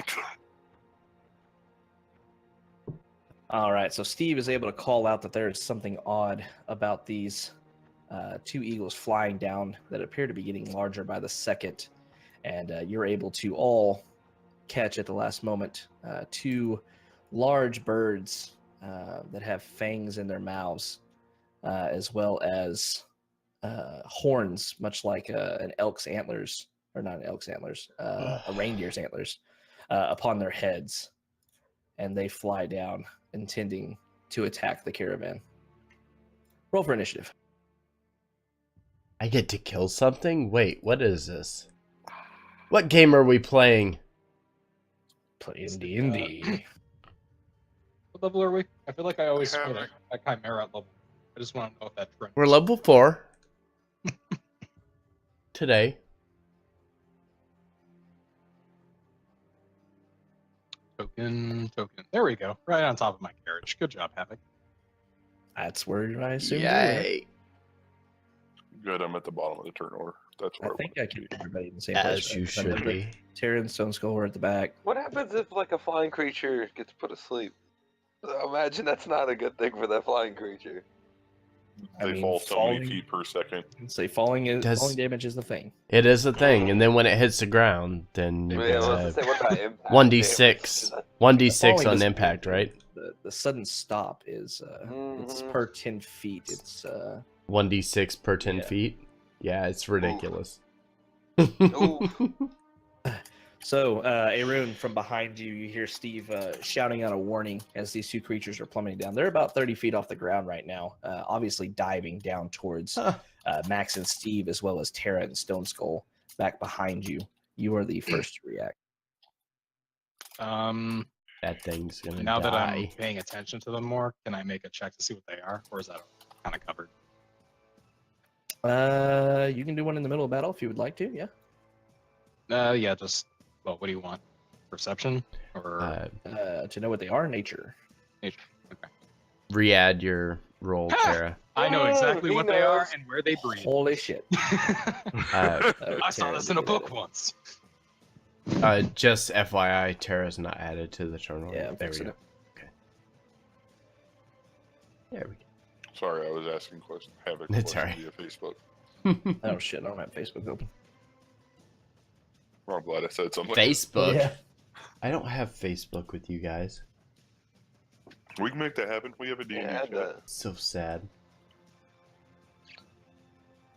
That's where we do all our planning. Oh, so we're 9 sessions in, and I'm just now learning all the planning goes through Facebook. Surprise! Oh damn! Surprise! What's for all our games? Which All right. happened 1/3 the time. Yeah. Right. Hey, Rune, as you're seeing these creatures fly down, let me get you some deets on this. You recognize this as peritons. What the fuck? They are medium creatures. Oh, they're so cool. Although this monstrous carnivore feeds on any creature, it prefers humanoid, especially elves, half-elves, and humans. When it kills a humanoid, a periton rips out its prey's heart and takes it back to its nest to be devoured. They have antlers? That's fucking badass. The periton is a bizarre creature that blends the body and wings of a bird of prey with the head of a stag. Its Nice. strangest feature is its shadow, which appears humanoid rather than reflecting the creature's physical form. Sages postulate that the first peritons were humans transformed by a hideous curse or magical experiment, but bards tell a different tale of a man whose infidelity caused his scorned wife to cut out the heart of her younger, more beautiful rival and consume it in a ritual intended to forever win her husband's heart. The ritual succeeded until the woman's villainy was exposed. She was hanged for her crime, but the lingering magic of her foul ritual caused the carrion birds that feasted on her corpse to transform into the first peritons. So I know all of this, and the only thing everyone else is going to get is I'm going to scream Peridot at the top of my lungs and immediately line up a shot for the one heading towards Max and Steve. So that's good.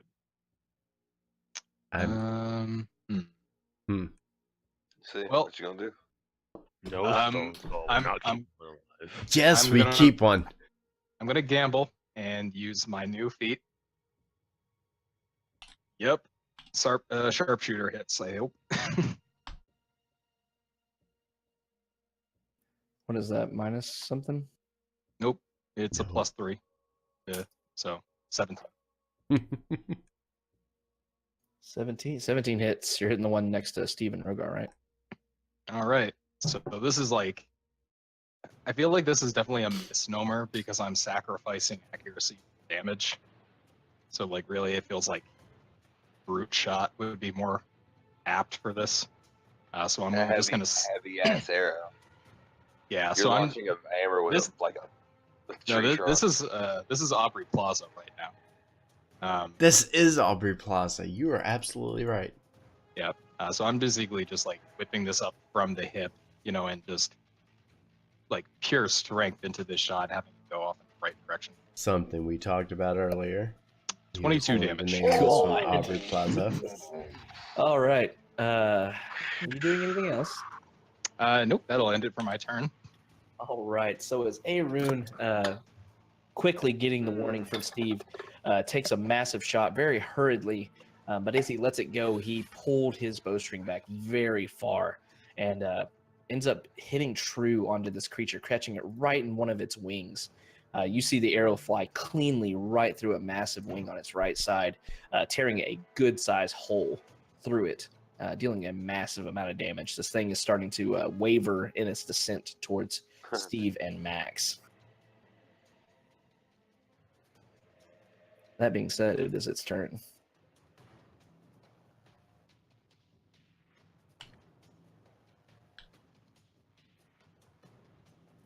So as this thing flies down towards you, Steve, it flies right in between you and Max, too quickly for you to get a attack of opportunity, Max. But as it does, it rips into you, Steve, with its talons. Does a 16 hit. Yeah. So as this thing rips into you and gores through you, it does... Oof. So it catches you right on the side and rips into your skin. Your illusion around your body begins to waver and such to compensate for the wounds, dealing quick mass 14 piercing damage to you. And it flies by to the other side, up in the air once again. So once again, it's about 20 feet off the ground now. Back on the other side of the wagon, you can clearly see it from your perspective, Steve. Your turn. Ow. Ow.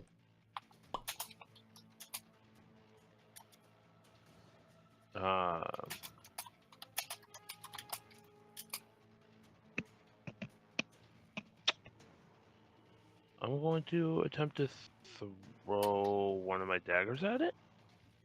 It's still in the air. Okay. Nice.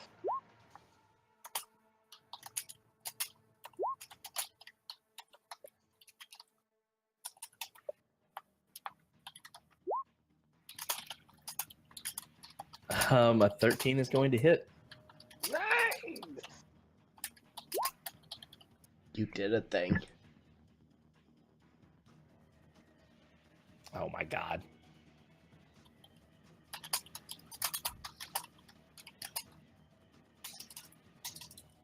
All right. Anything else, Steve? Nope. I'm just gonna hope the other one that wants to eat my babies doesn't eat me.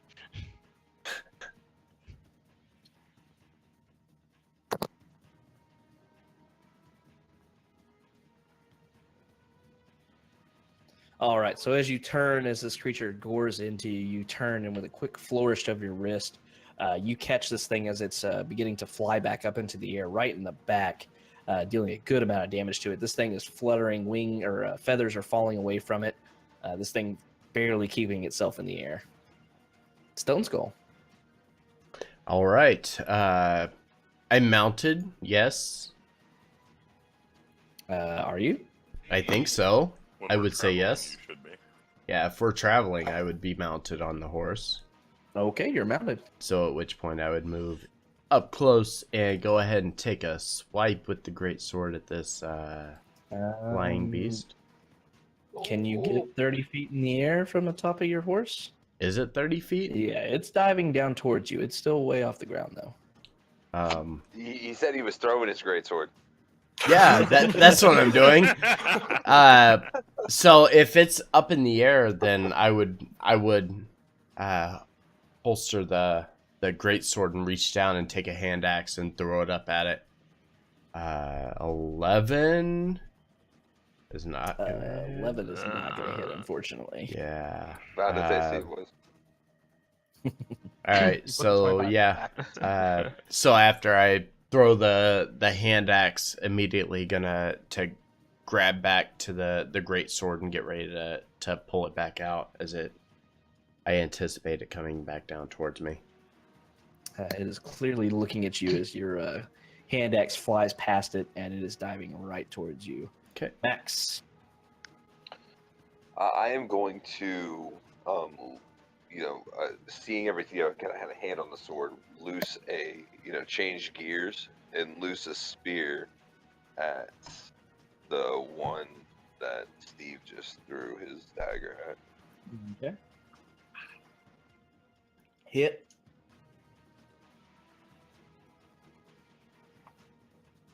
Be 8 damage. So, as you turn around, you see a dagger flying through the air, catching this creature, and as it does so, the creature begins to wobble in the air, starting to lose a little bit of altitude, and use that precise moment to, Spartan from 300 fling this spear forward, and it just straight through this thing, pierces through it from one side to the other, and this thing falls like a bag of potatoes to the ground and smashes. Sack of rocks. Just a sack of feathered rocks straight to the ground. Poof, poof, poof, poof. It lands like over here in the middle of the road. With that, I'm going to look and make a very sharp, alert whistle and say, "Terra, right above you!" And give a point of bardic inspiration to Terra. Okay. I like that. Is it right above me? Not quite. It's diving down towards Stone Skull right now. Okay. And with that, it is going to do so. So it is sliding right past you, Stone Skull kind of turning on its side and bringing its talons up towards you. Does a 12 hit? All right. Really? So as it Really? flies past you, yeah, roll the 16 on Shit. it. As it flies past you, it attempts to dig its talons right into your body. However, your armor kind of deflects it away from you, and it flies by up into the air on the other side of the road. It's once again about 20 feet off the ground now. Terra. If I scream at Stone Skull, where is it? Can he answer?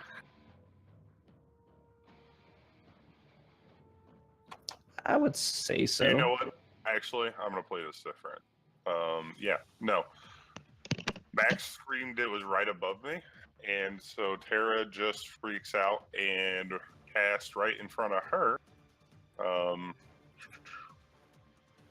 Kind of right here. Beifong's Blinding Storm.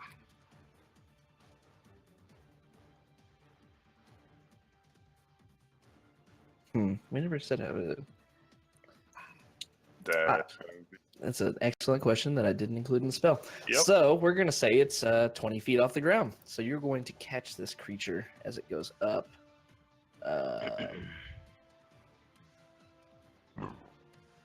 So it's going to immediately take damage. So roll me that damage.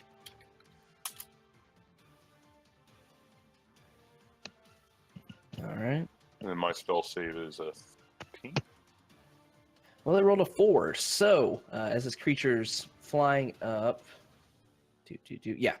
So it's caught in the middle of this vortex, and as it does so, sand and random debris spirals up into the air and catches this creature, and it actually gouges into its eyes.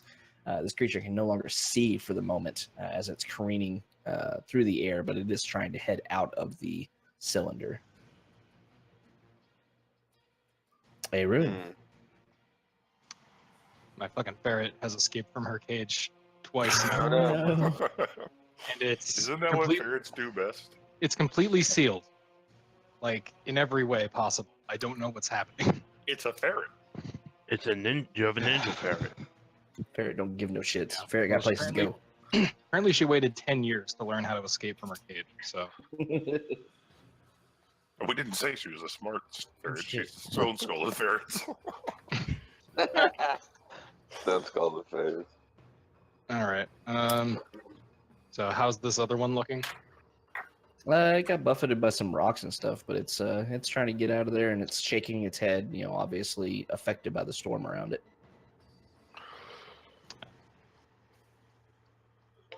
Is that storm gonna affect my arrow?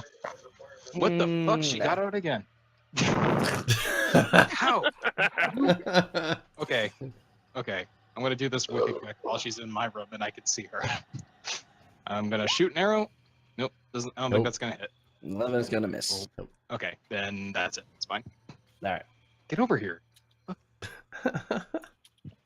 What are you doing? Done it again. She's done it again. All right, 1 second. I'm reloading roll 20 because I hit the back button apparently. That means there's 47 things. It's I so can read. rough, dude. I wish they would get rid of the hotkey alt button stuff.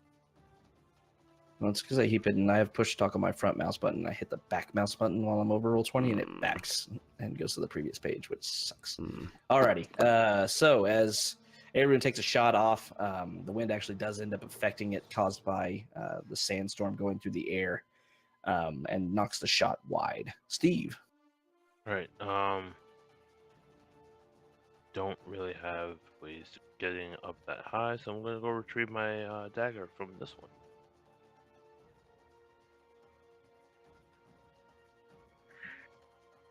Okay, that'll take your action to retrieve it, unfortunately. Okay, that's fine. All right. Anything else?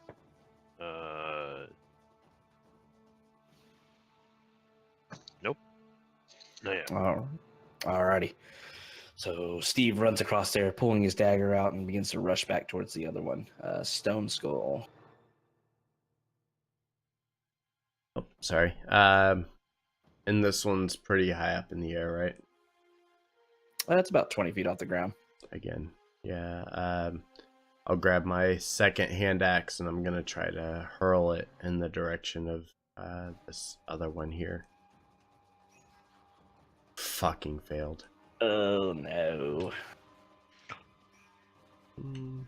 It went into the storm. Put too much stank on it, put it in the river. Too much mustard. 21. Instead, I aimed at Tara and threw it in her direction. All right. So as you wind up with this hand axe, you actually lose your footing and pretty much throw it straight into the ground. and trip over yourself. You fall prone and you He's have up. no movement speed. Yay. His horse fell prone. He fell Right? off his horse. I tripped over hold the on, saddle hold as you on. were turning. If No. I'm going to fall off my horse, that's an entirely different thing. Because I can roll for that. Not on a crit fail. You were going to fall off your Mm. horse. Because Okay. crit fail. Okay, so if I fall off of my mount and descend no more than 10 feet, which I wouldn't have descended more than 10 feet, I land on my feet, and I'm not encapped in any way. Oh, okay. I will give you that much. Okay. I will say you threw your hand next to the ground and lose your balance as you're doing so and fall off your horse. You do, like a catch, land on your feet. However, you are now on the ground and your hand axe is at your feet. Okay. I'll have to use some movement to get back on it, but that's fine. There you go. All right, Yeah. Max. How does this other creature look? A little annoyed. It looks annoyed.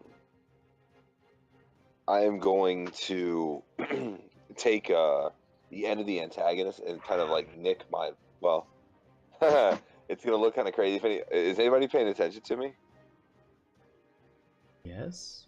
I figure I'd grab my dagger and then turn back around to head No, back. not you. I'm asking if anybody else is looking at me.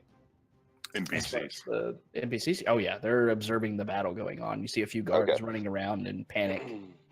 I'm going to grab another one of my spears then. And fire one at 13 hits. bam.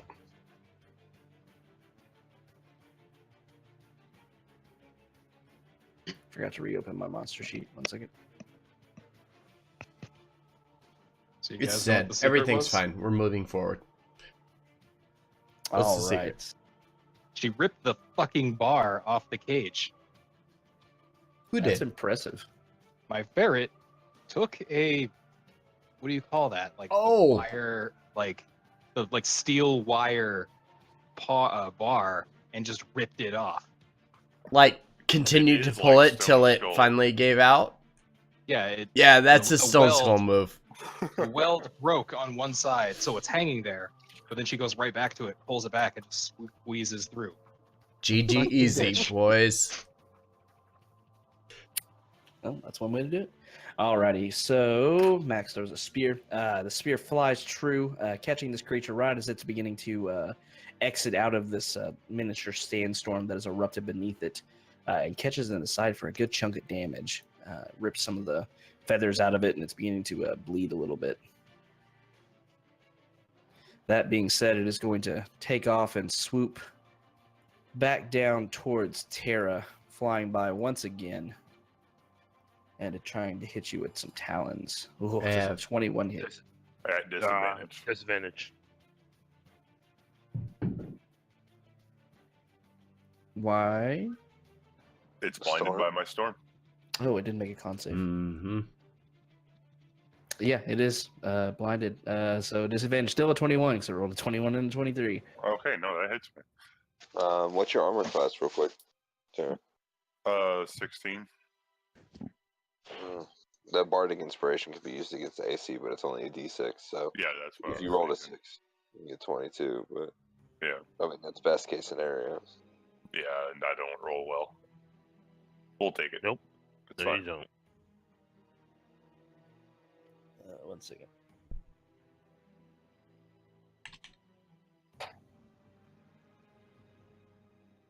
All right, so as this thing flies by you, even with its eyes kind of watering from all the sand into it, it clearly knew where you were, and since you did not move anywhere, it gouges into your side with its talons for 16 points of damage.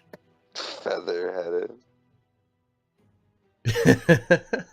And it swoops up. It's only about 10 feet off the ground at this point. Uh-oh. It's just Sarah, above it the just wagon hit top. you. It just you felt it. You know which way it's going. I don't have it. Tara, you're up. I have to make a con save roll. Or not a con save, charisma save? What is it for Con my... save. Con save. Con save. Yep. You get 10. Right? Yeah, aiming for 10. Above 10. Unfortunately, Beifong's storm dies out as this attack hits you. Okay. Alright. It's only about 10 feet off the ground. Mm-hmm. We're going to attempt to hit it with my maul because I am on top of a horse, right? I would assume so, unless you're just still not liking horses. No, I'm on top of one reluctantly. All So right, I'm going to swing kind of it. nudge my horse forward with my feet. And as it gets close, I'm going to swing my maul at it Oh, yeah, that hits. for 12 You ever hit a bludgeoning bird with a damage. hammer? No, I just did now. Yeah, I know you did. So this creature, as it flew past you, digging its talons in, it was just beginning to gain some height, and it kind of did an aerial, shift to turn back towards you, clearly aiming to rise up a little further and then turn back. And right as it turns, you sink the warhammer, or the maul rather, straight into its feathery chest. Just you hear bones crunching inside of it. Just a lot of damage coming out from this hit. It's super solid. It kind of flaps its wings vigorously, trying to stay aloft. It is not looking like it's going to last much longer. Hey, Rune. All right. I still have line of sight on this. Or is it, you can see most of its body, so I'll say it won't have any extra cover. Kind of creeping over the edge of the wagon. All right. Well, I had good luck with it last time, so I'm gonna try another shot. Jesus. Yeah. 15 damage. Oh, With a nat 1 is 15. that's disgusting. All right, give me some flavor on that. Nothing too fancy. I'm gonna imagine Tara does a nice upswing with the maul. Kind of cracks it, and as it flies backwards and up a little bit, an arrow kind of just sails overhead and pierces basically center mass to stop its movement, and it just kind of falls.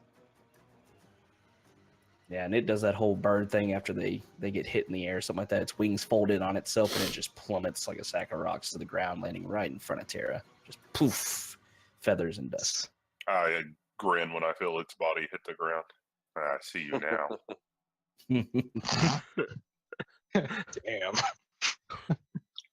I want to, go over to Steve, say, catch myself on saying, brother, sister, are you all right? Yes, I probably use the potion. Yeah. Probably What? use one of the potions. I could probably use one of the potions we acquired, but that was not enjoyable at all. It's good to see you're still with us. I want to go gather both of my spears, if I can. I don't know what's required for that. Nah, you can find both your spears. That'll be good. Okay, I hit both of them, so it just in bodies, 1 and 2. Here we go.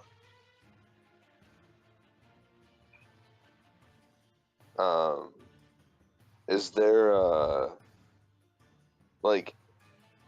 I guess ask everyone, anything of value with these creatures? Are they hunted for a trophy or sport?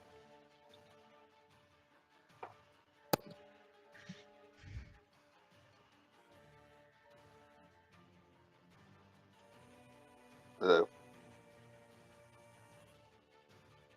Hey, Road. He might be playing with his I think his ferret got out again. Right. He's in there tack welding the. Or I guess have it. Yeah, Skill I'm check. trying to prevent a mass outbreak here. Okay. To just ask Anyway. Bobby for some JB Weld. All right. Yeah. What did I miss? No, I was just asking if if you knew if there was anything of value on these creatures, or if why they would attack us kind of out in the open. Oh, elves, right? Well, meta. We all heard the background earlier. Right. Anything, Havoc? You looking for anything valuable with these creatures? Yeah, I mean, is there anything worth salvaging? The antlers, the feathers. I mean, Nat 20, I imagine I know a shit ton about these guys. They, I don't know, do they live in large communities or are they more isolated? You know, these things usually hunt in packs of 2 to 4. It seems like it was a smaller one. Obviously, searching around for some more hearts for their nest that may be off in the distance. You know, they roost atop mountain ridges and high caves, so you kind of presume there might be one of the bigger hills around here might have been their roost, but you don't see anything in the immediate area. Oh, actually, you know what? I am gonna go down and collect quite a large amount of their colorful feathers because arrows. Okay. So you have everything That's a from good one. blue, purple, red, and orange feathers, kind of mixed in different hues from I these was gonna say, creatures. those are quite nice, colorful, very nice Um, plumage. But you know of nothing, very valuable aside from trophies. Yeah, so I say that and just say, cut the antlers off, make Stone Skull a helmet or a crown rather.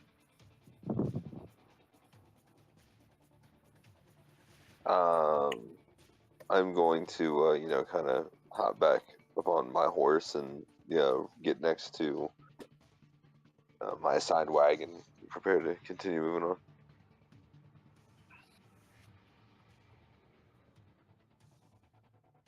All right. So as the Paradins come to the ground, you see a few of the other guards were kind of bracing for battle in case they got into range of them, but they seemed pretty preoccupied with going at you all, so they weren't too worried about them and seeing them go down. They kind of scan the skies looking for anything else. Nobody really sees any more Paradins or eagles or anything that could be them flying through the sky, so it seems like the threat is past. And with that, the caravan continues on. Nobody's worried about my tornado. You lost it. It disappeared. You got hit. No, I'm just saying that all these NPCs just like, tornado, cool. Let's move. That's I mean, cool. Guards. I mean, that's a thing. Some of them can use magic. It's not that big a deal. Oh, okay. So the rest of the day will continue on without much incident. You gain a little renown amongst the other merchants and guards for quickly taking down these somewhat feared beasts within this area. So they kind of talk of your expertise in battle between you all, especially namely Arun, who was almost able to single-handedly take out one of them with one shot, which is very impressive. I went 2 for 2 with spears on 2 different creatures. That's got to be something. Yeah, I as mean, a 180? health, too. I blinded one and then crushed in his chest, so Yeah, you did. You alley-ooped his ass. I I'm not mean- even a guard. Wow. It, But you got hit. at You got hit, least though. at least Arun was able to actually kill something versus me throwing fucking hand axes and like whiffing the entire Into fucking the fight. ground. Come down here, you bitch! Not very good with these. I might hit you. I might stick it in the ground. It's a 50-50 shot at this point. Next Coin time, I'm gonna tosses. stick it in the ground. I'm gonna throw it so hard I fall off first. I'm gonna let it attack Stone Skull a couple times before we bring it down. Be like, there you go. I just want to build up the animosity. So now you really let him have it. Show him how you feel. Now, not only am I going to try to steal his sword while he sleeps, randomly I'm going to have people try to pickpocket him. We are gonna fight so good. I imagine it'll be more humorous, like about the 7th time you catch Stone Skull sneaking in because his armor is so loud. You're just gonna roll over and say, "Go away." In a few more days, that's not going to be a thing. Just saying. I'll be stealthing in because I have no fucking armor at all. It will be glorious. And why are we listening to Overwatch music? We are listening to I- Overwatch music. I Because we didn't notice can. it. I instantly noticed that was Overwatch music. Ugh. Bum, bum, bum, bum. Havoc said he doesn't care. Short hair don't care. Short hair I'm doing don't a little care. finagling real quick because I'm having to reuse this map. Oh God. We're gonna fight again, aren't we? Cindy's Well, an I mean, it's independent just- woman. Anything, I want to give y'all an actual map instead of having to stare at the Sword Coast map every time. So, Eh. all right. So, that was day 6. So, day 6, the rest of it, that was kind of midday when this whole baritone attack transpired. The rest of the day goes without incident. As you move in there, you're still moving through the fields of the dead. And you continue on into day 7. Day 7 is very uneventful. A lot of chit-chatting, talking amongst themselves. Shit chatting. Before we Shit move on too tacking. much, I definitely used my sweet shots to strut my shit in front of the bitchy elfin lady.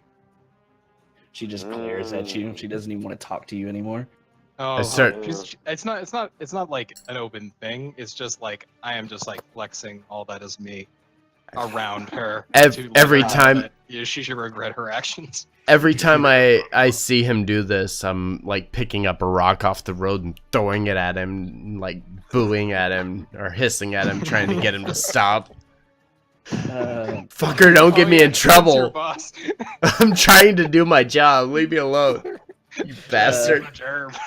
As you're doing this on day 7, give me strutting around and everything. Give me a Oh my god. give me what's a good charisma check for that? It doesn't matter. My charisma performance. sucks. It's gotta be Performance. right? It's got to be give me performance. give me a performance check on that. 19. Let me agility check to see if I can hit him in the head with a fucking rock. So Ranged attack versus AC. Oh, come on. Stone Skull, give me a perception check as he's doing this. Yeah. All right. So as Aaron's kind of strutting his stuff through, kind of, wiping imaginary dust off his shoulder as he's walking by, holding his bow and kind of spinning it and examining it, right in front of Ed Ellery. You kind of look over at her to see her reaction. You see her just glaring at him as he walks by until his back is turned. And as his back turns, you actually see her smirk a little bit and stare a little bit on his lower extremities. Ooh. Booty. Look at that.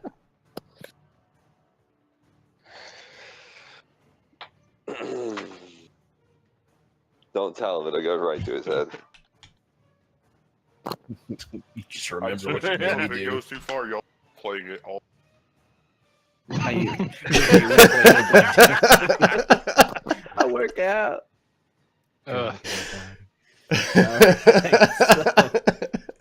Day 7 goes by. Not much happens, minus some elf ogling that's apparently going on. That Stone Soul saw. I don't know if he told anybody about it, but he saw it. Day continues on. You kind of observe a little bit more in the camp. I would imagine you've all kind of discussed the events of the first night to kind of know who to look out for, including Stone Skull and Terrace charge at Ellery, since she did have some untoward items in her caravan as well, or in her wagon rather, as well.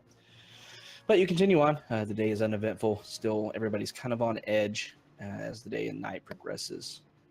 As you move on to day 8, it seems to start out very normal. Everybody gets started in the beginning of the day. You stop for lunch for about an hour to eat and such. Kind of approaching the point where you're going to need to chill out and let the horses and other animals rest before continuing on to save them. But as you're moving on, you hear what sounds like a lot of shouting, and you hear curses in some kind of guttural language up ahead of you. Have we made it out of the fields of the dead? Negative. Damn it. Have we healed from our first fight? Yeah, you've gotten a long rest. Okay. Thank God. Awesome. That's why I was holding off on the potion until at some point I slept. Hoping something good happened.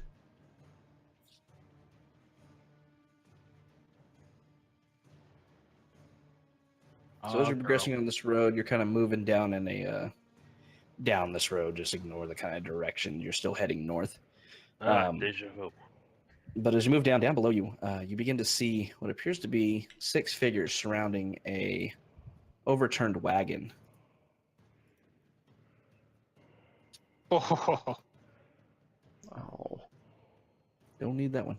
Okay, so as you're moving on, you see what appears to be 6 figures, or 7 What figures is rather, this? surrounding a What is wagon. this? You see a well-dressed man sitting behind what appears to be his 3 guards. They're kind of using the wagon as cover.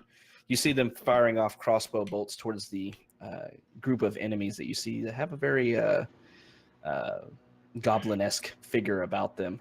And they're surrounding it, but they seem to be holding their distance, waiting as the day progresses on. As it's starting to get towards the evening now, you would kind of assume that they are planning to wait until the cover of darkness to sneak closer. That being said, they have not seen you all as you approach.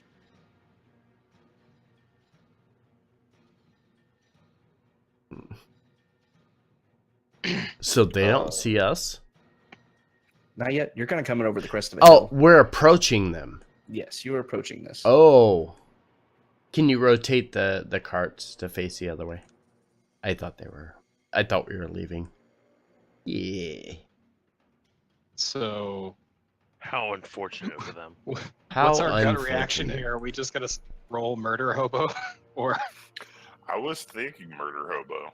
Yeah, murder hobo. It's Steve and I'll take the 3 on the right. On your phone. all right? You take the 4 on the left. Hey Max, do you want to prime the cannon? I am. You've seen it. I don't. Yeah. I mean, yes, Yeah. but I'm not exactly sure what you're. Freezing. I absolutely No, want to find it's- the cannon. It's okay. Good. You wanna give me inspiration? Oh yeah, we can do that. Yeah, I guess it would have worn off after, a ways Mhm. travel. With that, you see me. I unsheath my blade and spin it through the air. And you all notice now that as I spin my blade through the air, it not just kind of whistles through the air, but it actually makes like a harmonious sound. And I'll make one full revolution with it, and as I bring it around, tap you with the end of the sword, and you feel the same like kind of static charge just kind of resonate through you, but from your shoulder now, as the blade touches you. Oh, nice. Are we doing this freeform, or should we roll initiative? Depends on what you do. You're just gonna go ham, start attacking them. We're Yeah, I'm thinking gonna- I murder think hobo. so. I'm gonna take that, let it run through me into the bow, and then travel along the wire and hit the arrow that I knock. All right. If that is the case, then yes, we will be rolling initiative, and you will have a surprise round to start this off. That's what I was kind of feeling. Yeah. Yeah. Oh, Jesus. Mine Poor was actually an bastards.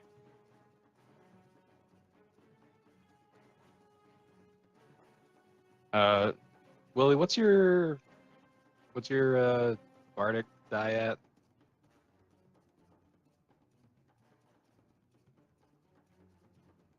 It's 1d6. Okay. It's all right. Yeah, I'm gonna aim for the guy dead center there, and unleash. What's the arrow? Galia the Thunder Goddess.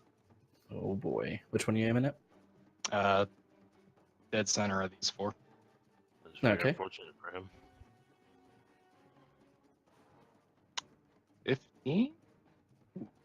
15 Ah. is actually going to miss. Ooh. Oh. All right. Oh, that doesn't bode well for Bolt. Guys, they have AC. It's a thing. They have armor and shields. All right. Well, I'm gonna just keep it inside me then. Okay. Not gonna blow my load early. So as you turn towards these creatures, all standing in kind of humanoid form and such, you see 6 of them, the 3 to the southwest and the 3 to the east, northeast, whatever, or to your southeast, I guess. They all have what appears to be some kind of chainmail as well as shields, and then this one in the center seems to be barking orders and has a heavy half plate on him. But you realize it's unfortunately too late to find a good chink in the armor, and your shot bounces off one of the shield of the guy you went for. And as that happens, you hear you begin seeing the one right next to the one you shot at turn towards you all and scream out a warning to the others and take a shot at Max since he is the closest with a Wait, long. what Hey, we have surprise round? surprise. Oh shit, you're right. Whoa. Whoa. It's like, hey, not yet. And then we get to go again. Right. So You right. All right, fine. Steve, ruin All right. my fun. yeah, right, ruin my fun. That was a 22. Oh yes. Good. All right. Well, I have enough to get up to introduce him to the rapier. I mean, it was. No, I didn't. Yeah. You'll we have good. just enough to get there, yeah. All right. Hello, friend. Nope. Just Yeah, kidding. your rapier comes flying in and then bounces off another shield. Curses. High AC, our only weakness. Anything else?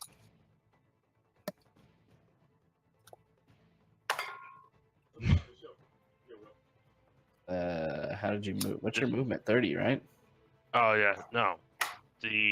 Hold on. The cunning action. Does that let you move more? The bonus action lets me disengage. Yeah, you can disengage, but you still got to have movement to Okay. move away. All right.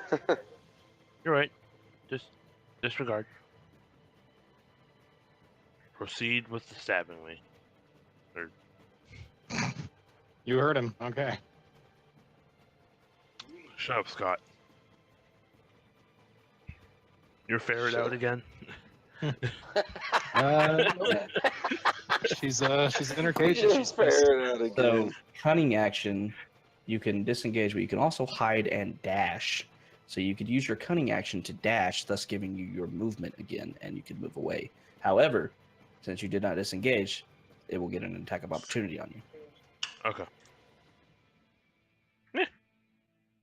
Or you can stay there. I don't care.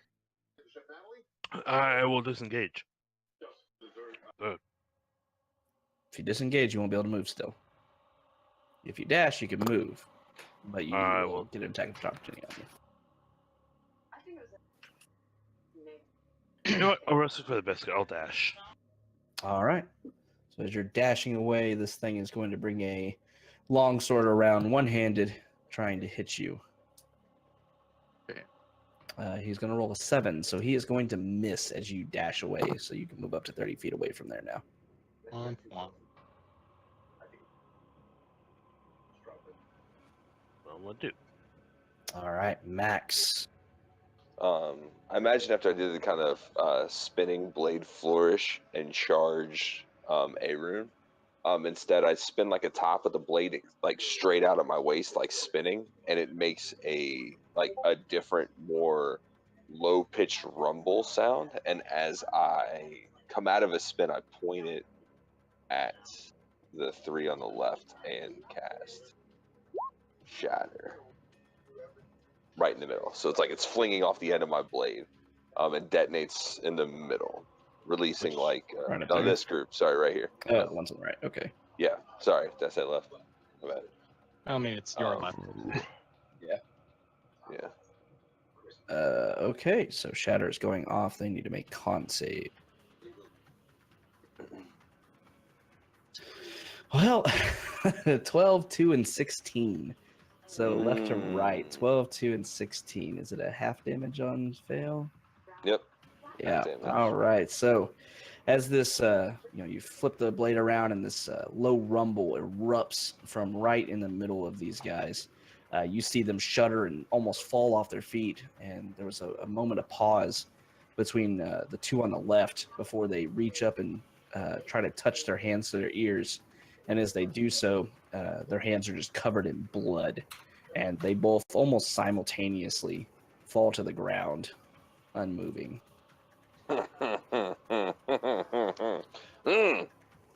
One on the right holds his hand away, covered in blood, but he shakes his head and he glares at you.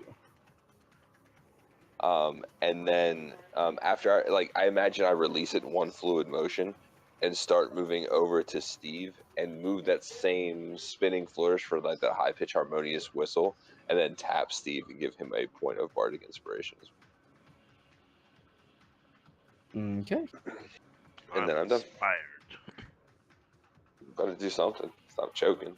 There's a lot of action economy that is getting skipped over. And Tara. I'm going to move forward, wagon, and then right here, we're gonna do another blinding sandstorm.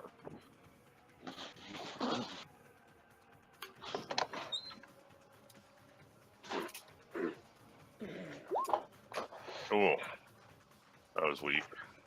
All right, so starting right here, it's going to buffet the two people above and below it.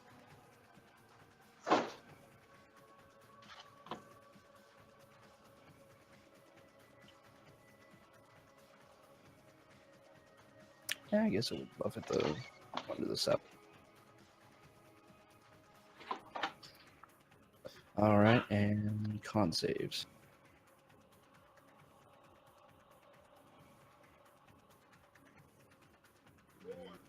All right, so as you begin swirling the earth around in this kind of cylindrical sandstorm, you see all three of those around the central area of it begin buffeted by the storm itself, and they kind of rebuttal away from it to the point where they aren't blinded since they aren't in the middle of it.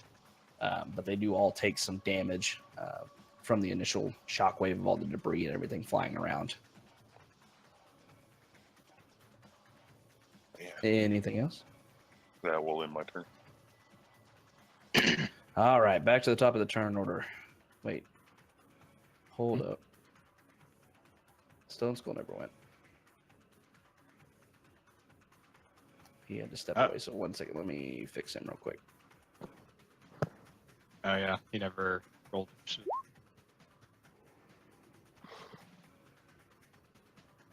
All right, poll the audience real quick. Do I continue to drink beer and get inebriated, or do I switch and drink a monster instead and like wake up, be more alert? Beer, because that's bad for your heart. Otherwise, But beer it is. Beer is good. Fucking I like how the Max poll is about to consisted get of silly. me saying my mind and you going with it. I didn't need much to push me over the edge. He really just wanted beer. He just wanted someone to tell him to drink beer. Yeah, and I told him it was healthier. So All right, Stone Skull is going to use his turn to charge down at this one down here, using the dash action to get as close as possible, and that will be his turn. Back to the top, Arun. all right, I'm gonna knock another arrow. Aim for the same guy. Hoping to God I know what his AC is. 19. Swear to God. 19 hits. Awesome. Oh, using your bursting arrow, are we? I am, and I'm gonna add the inspiration to the damage die for it. Okay. So they will all take. Man, that double nat one. Yeah, they'll that's all take. unfortunate. They'll all take 5 force, and the first guy will take 10 damage as well.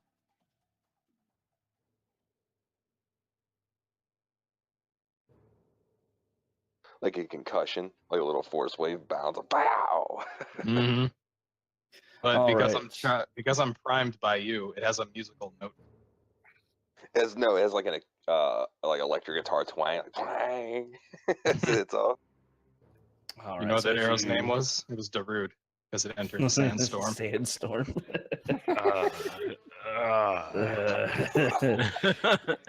So as you fire this shot off, it whistles through the air, and just lands right in this guy's chest, and he looks down at it for a split second before you hear just a little concussion blast go off inside of him, just poof, and it ricochets out, buffeting the other two guys. This guy almost falls down on his ass from the force of the blast. He's barely standing.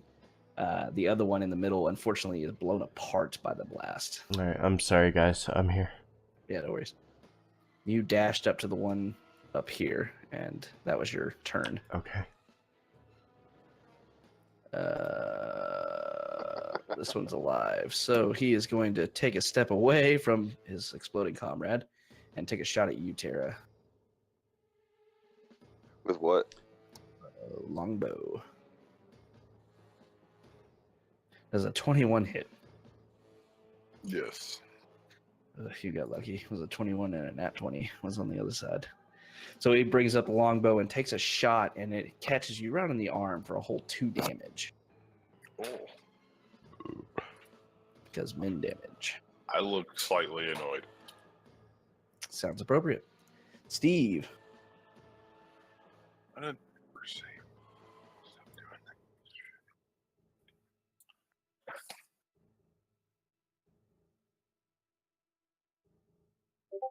doing Gonna use insightful fighting to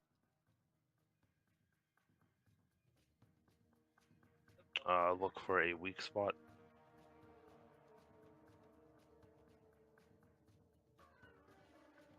Before introducing him with my rapier.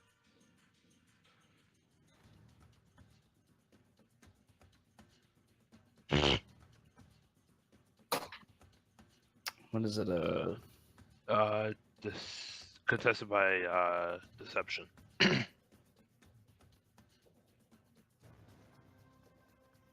You can use Bardic Inspiration on skill checks. For future reference. What's worth?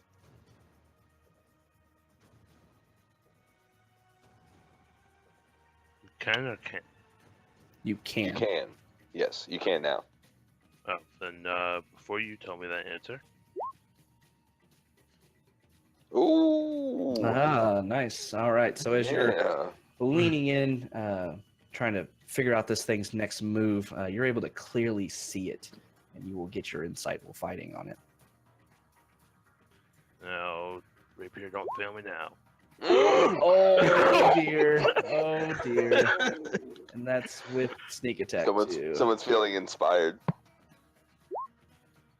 Mm. Oh my Jesus. Mm. That is so much damage. You're like cock back. Like, wait, no. Oh, I do see it. That is exactly right, Scott. It is happening. The crit on sneak attack. All right, that is 17 plus 14 damage, which is a total of 32. Holy fuck, dude. So as I you got another approach beer this for guy, this. compared to all the other ones around you, I think everybody can clearly see that these are hobgoblins. They seem a little bit more savage than what you're used to seeing or hearing about. As you approach this one particularly, though, you notice this one was shouting out orders to everyone else, as well as look at him, wearing different armor and looking just generally more beefy than the other guys. As you walk up, though, you have zero cares about what he looks like. You don't care if he's a deity or anything. All you know is that he is about to get stabbed, and you do such a thing in such a way that you take out their leader in one shot. Just straight through, walking up, you see his half plate, you kind of smile as you duck under his strike, trying to knock you away, and come up and drill it straight into his heart, and he falls to the ground, unmoving. Like some Achilles shit. Just walk up and just jab it right in his chest. Steve, please remember there is a storm right there. Noted. You did use the inspiration, so. Yeah, inspiration is now gone. Got him. So yeah, you one-shot that dude. All right. After he dies, I'm gonna lock eyes with that one. Intimidatingly? I mean, seductively? How are you locking eyes with him? Absolutely seductively. Yeah. There's no other way at this point. This female elf that just took out this hobgoblin captain just turns around and like smirks. That kind of like so I envisioned lipstick smirk. like sauntering up to him because I have to play off the part that I'm a female.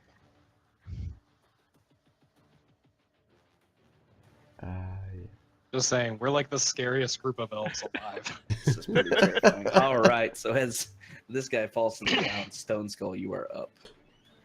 All right. So I have one ahead of me that's still alive, right?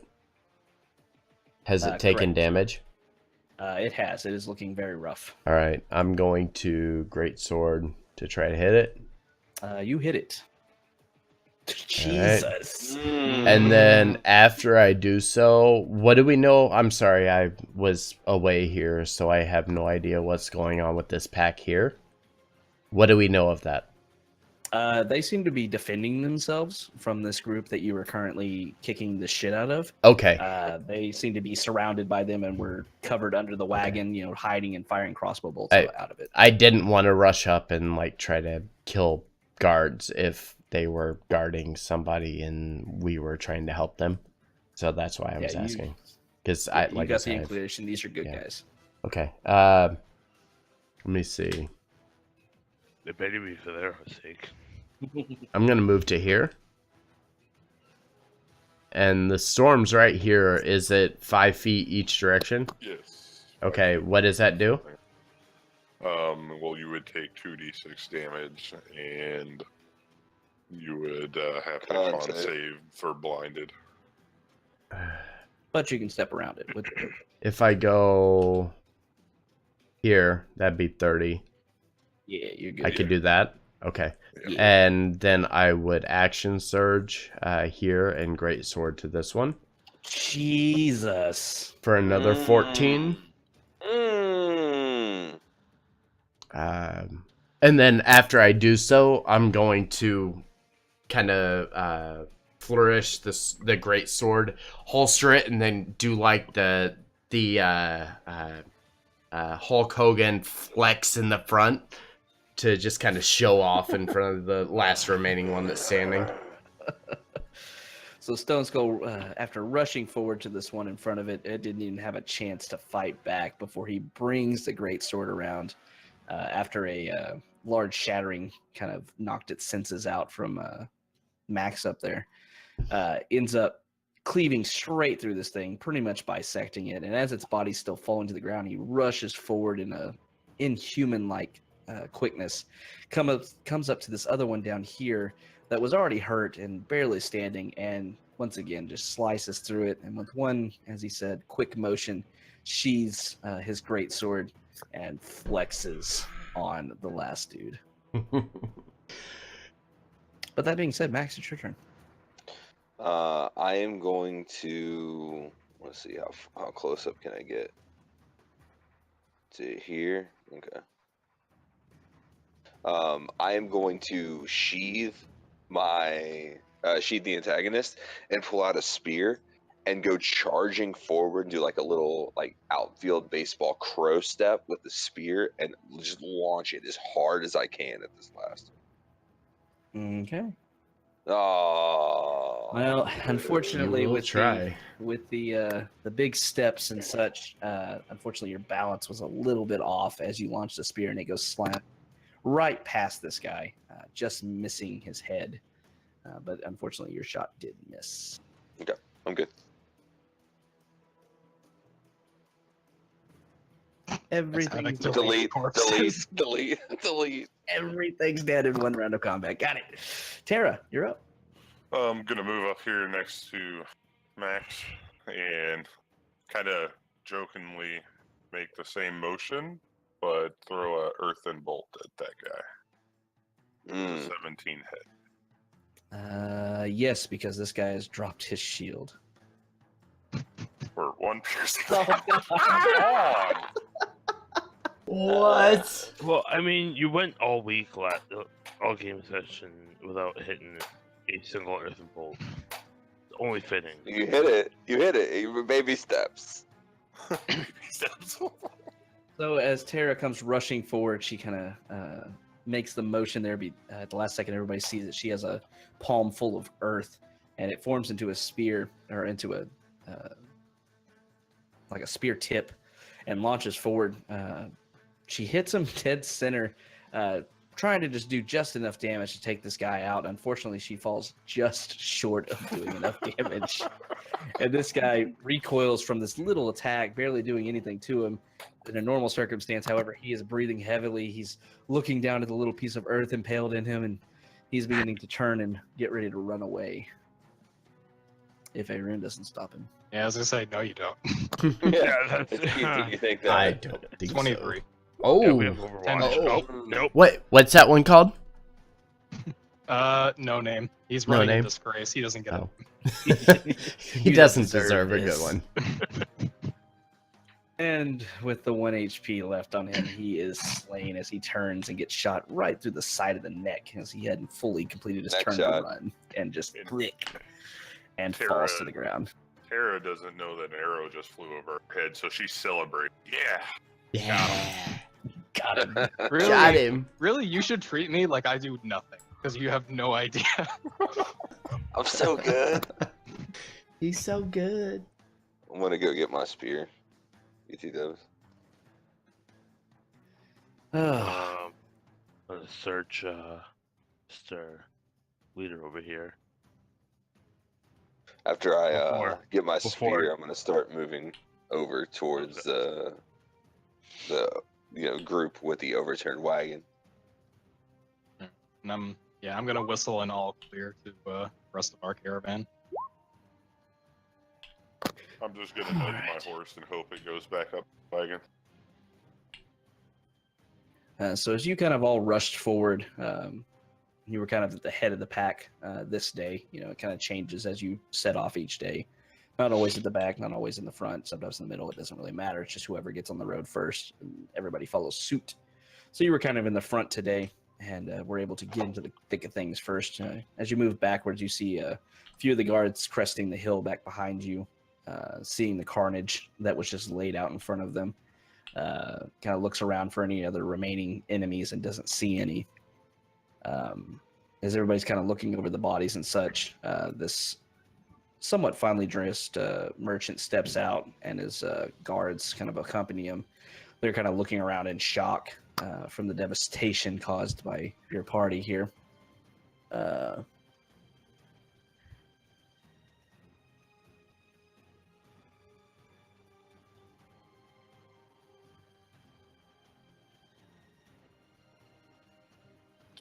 He dropped? Did I drop? Did it just go quiet? No, That's it's I'm replying. I think he's replying. I just worry my internet has a mind of its own. So when y'all go silent, I'm like, oh god. Yeah, Not sorry. again. He's replying to that in Discord. So yeah, as these guys step out from under the wreckage of their cart here, they kind of look astonished once again at the taking out this group that obviously was overpowering them and slowly moving in for the kill. So they kind of move out, and this guy moves up and looks around and says, "Thank you, strangers. I don't know what to say." You said your thanks are more than enough. Are you all right? Or I guess, are you all right? As he sees this female elf kind of walk forward, he bows slightly towards you and says, "Yes, thanks to you. Those hobgoblins had us completely outnumbered and outmatched. We were just trying to survive until nightfall, and then maybe we would be able to get away and make a break for it. But it was looking bleak for us. So I don't really want to think about what would have happened if you hadn't come along." Well, we're glad we could be of help. Is there anything else that we could do? Is your wagon in disrepair? Are you able to move you and your troop to safety? As he kind of looks down back behind it, he kind of motions. He says, "Well, that thing's going to take far too long to repair, and I don't really have the supplies to do so." He kind of looks over your shoulder, Max, and sees the caravan moving up. He's like, "I might be able to barter passage with some of the merchants here. I assume you're their guards, yes?" You kind of nod. That's correct. We're the security for this caravan out of Baldur's Gate, headed towards Waterdeep. With that, he kinda, Do I sense anything off of him, like he's trying to deceive us, that maybe things weren't as dire as it originally appeared? Give me an insight check.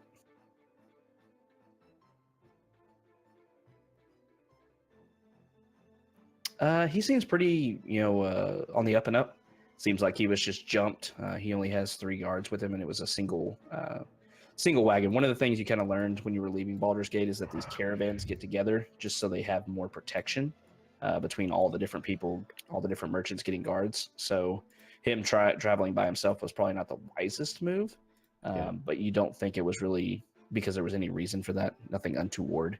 He, like I said, he seems on the up and up. Okay.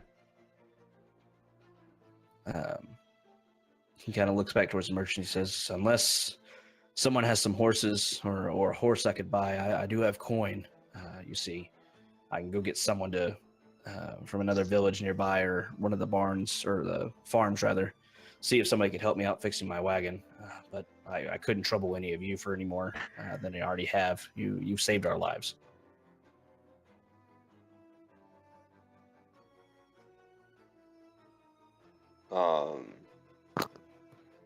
With that, kind of nod at him. If you need any further assistance, I'm sure we'd be able to provide as much as we can, but we are on a timeline, so we'll need to continue on. You speak to Nayed, and kind of mention towards the lead wagon, if you'd like to hitch a ride with us. But I do believe we need to continue moving.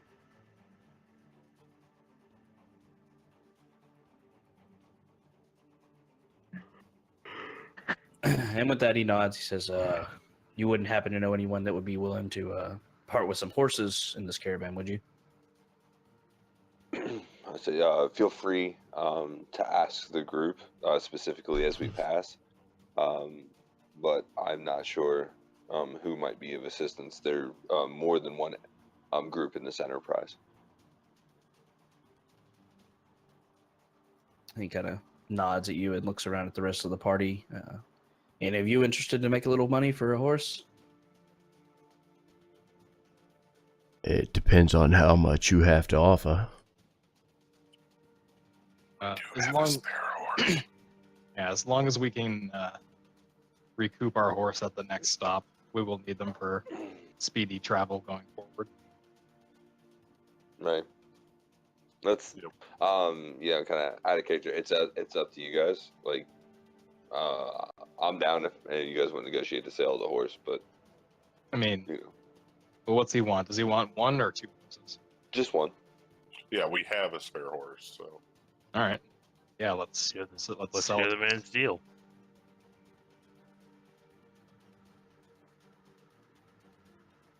Let's see.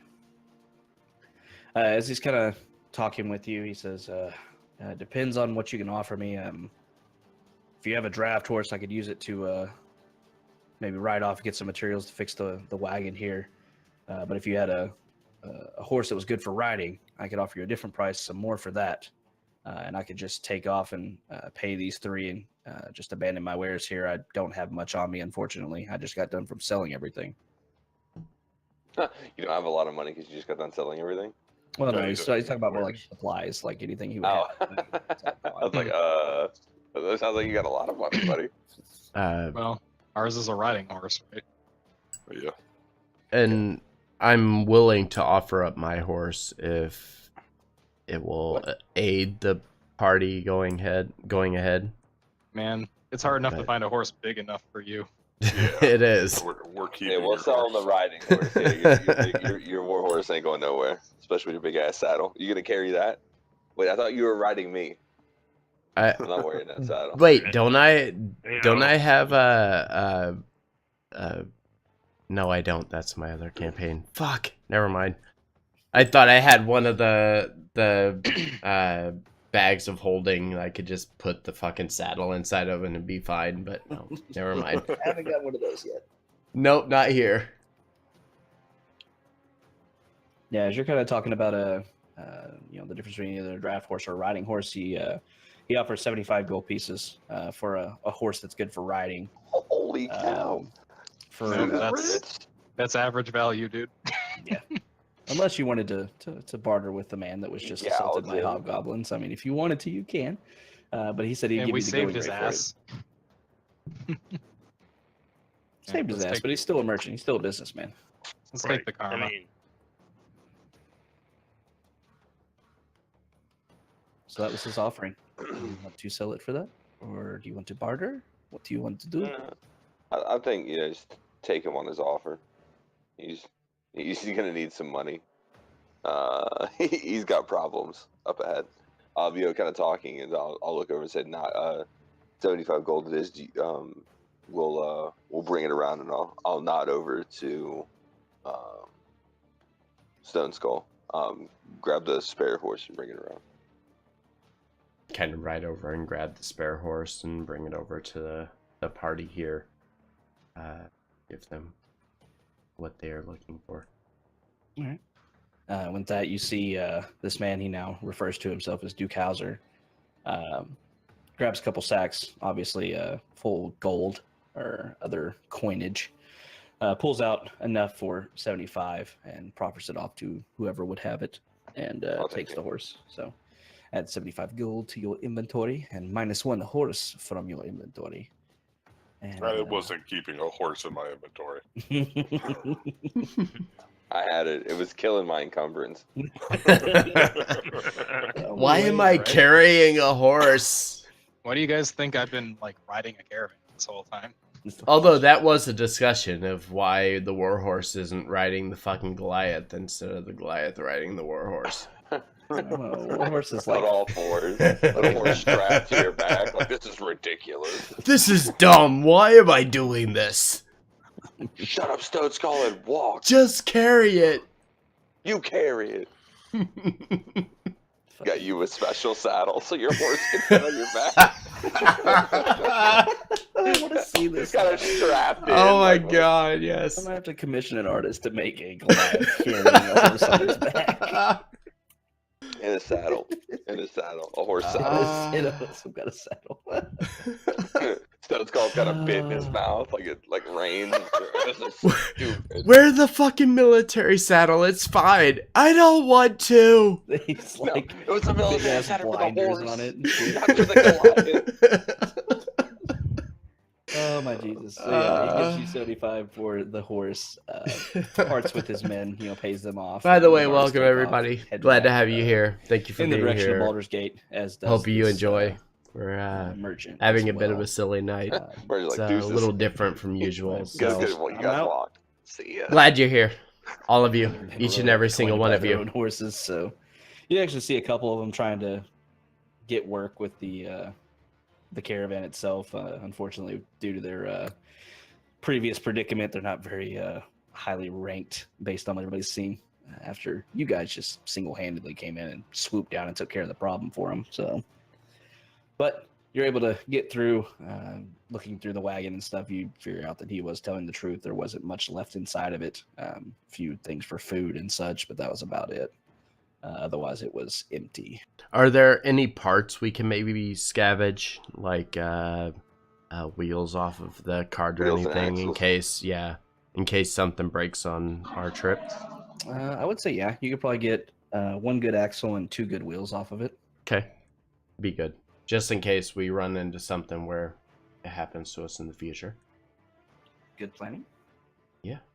Never hurts. Someone's played the Oregon Trail. I have more than once. I'm not forwarding anything. Just throwing that out there. I But who's grew gonna up. die of dysentery? I grew up with Oregon Trail, so I prepare for everything because I will die from everything. Yeah. I feel like do we check over the bodies too and see what they had? You do, yeah. Yeah. As you're going through, you notice these things don't have much wealth on them. They have some decent-looking weapons. You see long swords on all the littler ones, so everybody but this guy. This guy, however, does have a somewhat large greatsword on him, as well as a couple of javelins that were on his back. The other ones had longbows on them, if anybody was interested in those, as well as about I'm gonna 30 take a arrows. look. About 30 arrows between all of them. to use with yoink. said longbow. Yeah, that's fine. You also find, like I said, not much wealth, but you do find 2 silver pieces on each of the little guys, so 12 silver pieces total. And on this guy, the big one, you find 3 gold pieces. Can we have a yoink, quick tally? yoink. What did, how much did we find? Like how many long swords and how many longbows?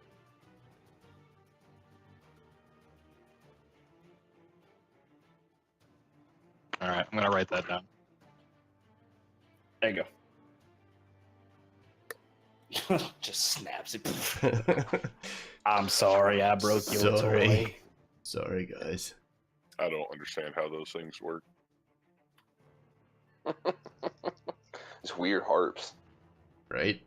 They'll make one noise. Do we make music off of these? How do you make all of those noises? What a terrible traveling band.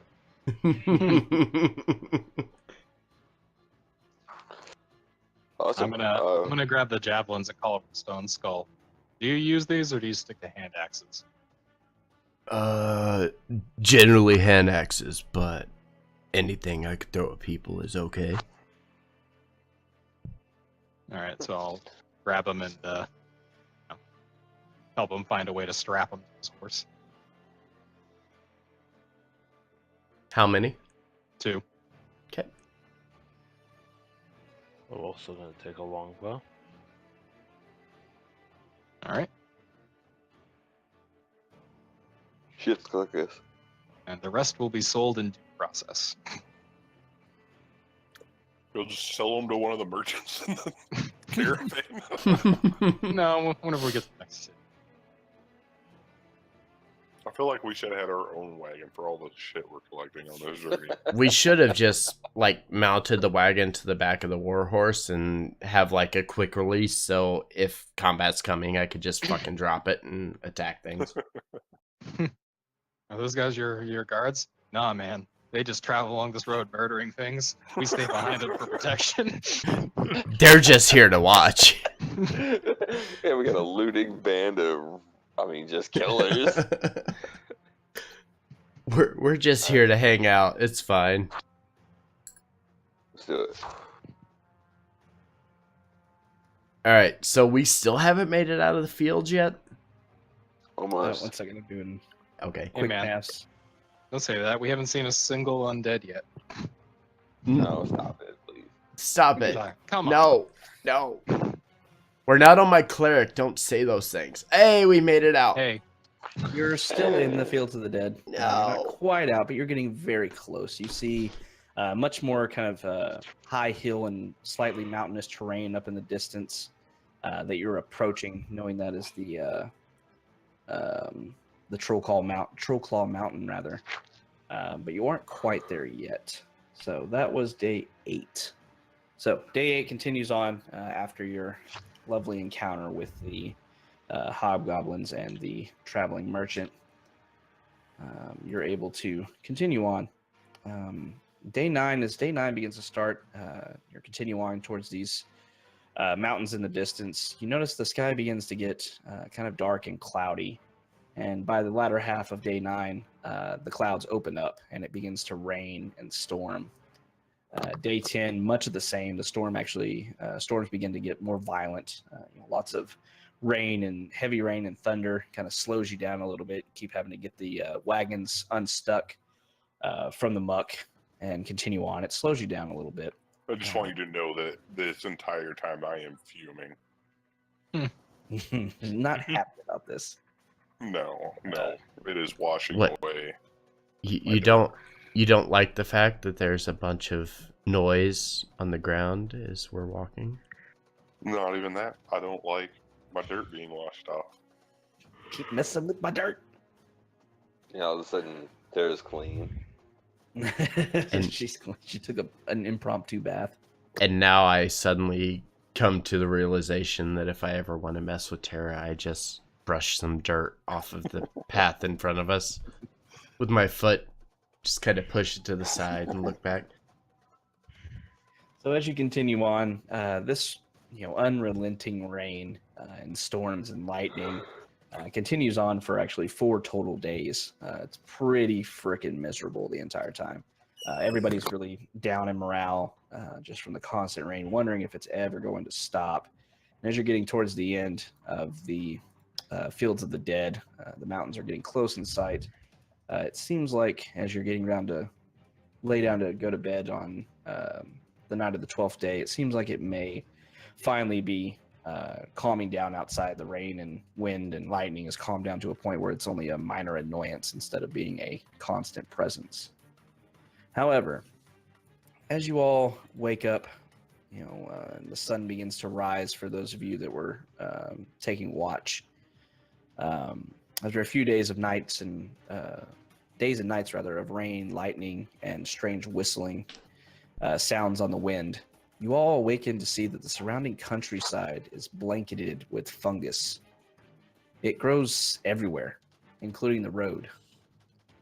As you begin to explore around all this fungus that seems to have magically appeared, you can't help, it's impossible not to step on some of this. As a few of you step on some of this fungus, it emits a puff of black spores and a very disconcerting moan of pain as you do so. So as you're stepping on these things, you're seeing black little puffs of smoke, or spores rather, and then oh, and it's just repeated over and over and over again. As you're all looking around, everybody give me nature checks.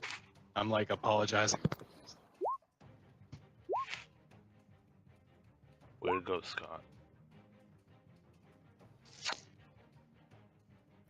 Tara and Steve. Oh wait, let me roll for. No. Oh boy. It's gonna hurt. Oh. Oh dear. Oh dear.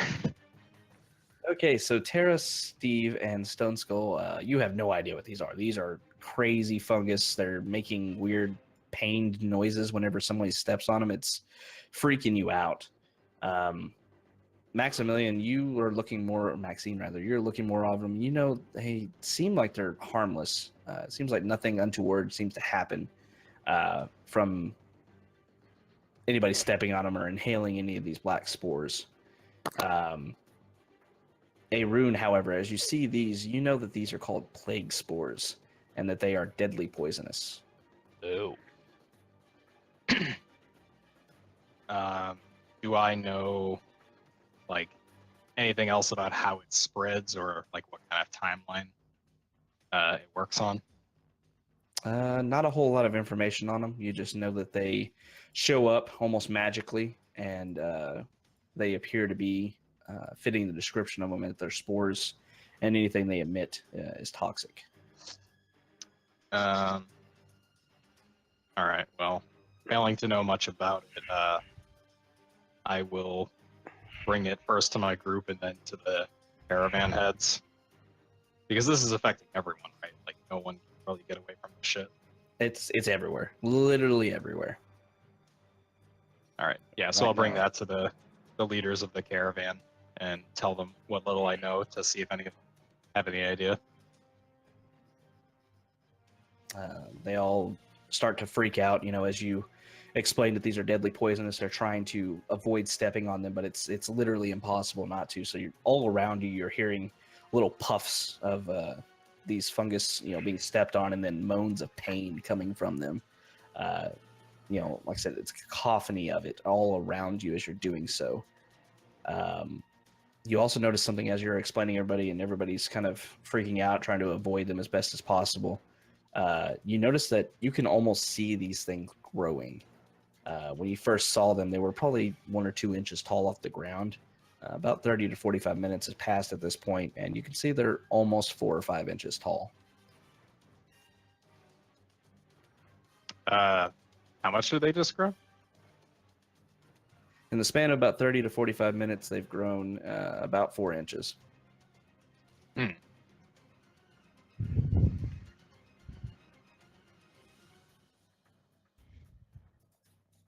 Gentlemen, anyone have any ideas? We could either barrel our way just right on through to make, quick time and try to deal with it after. We could potentially just set fire to the I don't know If they're poisonous and we're setting fire to the spores, we're just creating a poisonous cloud of smoke. Do well, we just as a accelerate biologist, not necessarily. But and move through it as quickly as we can? Make sure everyone's aware. Warn everybody and just try We and move just did through that. until we're in the clear. And we just told the caravan heads.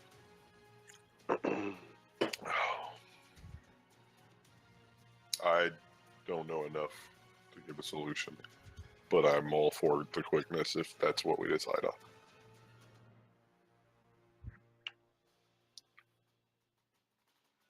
So what are y'all doing?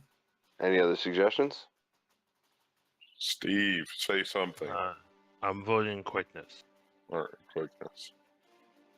all right, so we're gonna command everyone in the caravan to do their best to kind of like, make a filter mask, get everyone off the road as much as possible, and then we're just gonna, because they're not hindering movement, right? Not really. Not physically, no. I mean, it's starting to get a little bit thick as far as as you're discussing everything. These things, like I said, they're growing so fast it's almost visible. All right. Tara Yeah, so we're is going to follow Aaron's instructions and take her bandana off and put it around her face and tie it behind her head. Yeah, so we're just going to call for everyone to do their best to filter their air, to get off of the ground as we make our way through. Yeah, I'm on top of my horse. All right. So I'm assuming everybody's doing that, right? Yeah. All right. So as you're moving on, trying to forge your way through this, like I said, as far as you can see, which isn't real far in this hilly area, you see nothing but these fungus. Some places it looks like the fungus is already over a foot tall. And as you're going through between the horses, the people walking, and the wagons and the caravan, it's just constantly these wails of sorrow and pain. Resonating all around you. I need everybody to give me Constitution saving throws. I'm good. Everybody. Okay, fine. Yeah. Yeah. Yeah. Here, I'll just click mine again. There you go. Hey. All right, you all did really good. So as you're continuing on, moving for about an hour or so, slow going as as you keep moving forward where nothing has gone through to really trample these things down, the fungus just gets larger and larger. At this point, now it's beginning to slow down your progress. None of you have this effect, but you begin seeing a few of the travelers around you. It seems like they begin crying. It's almost like they're overcome with feelings of grief and remorse for what they're doing to all these fungi, and they just retreat to any wagons that'll hold them and stay inside of them, just unwilling to be a part of killing all these fungus as these fungi as they're careening through them.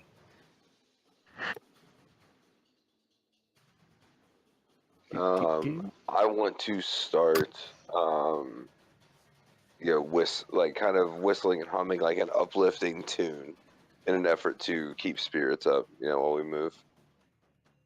Okay. So you continue on. It seems like every now and then somebody falls away just weeping. Some of them are clinging to the wagons, unable to secure a seat on board one of them, just being drug along for the most part as they just cry, overcome with morose feelings and remorse. As you continue on for another hour or so, it seems like some of the fungi is thinning as you move further up the road. However, I will need another con saving throw from everybody. Jesus. This is a nightmare scenario that I wish I had a cleric before.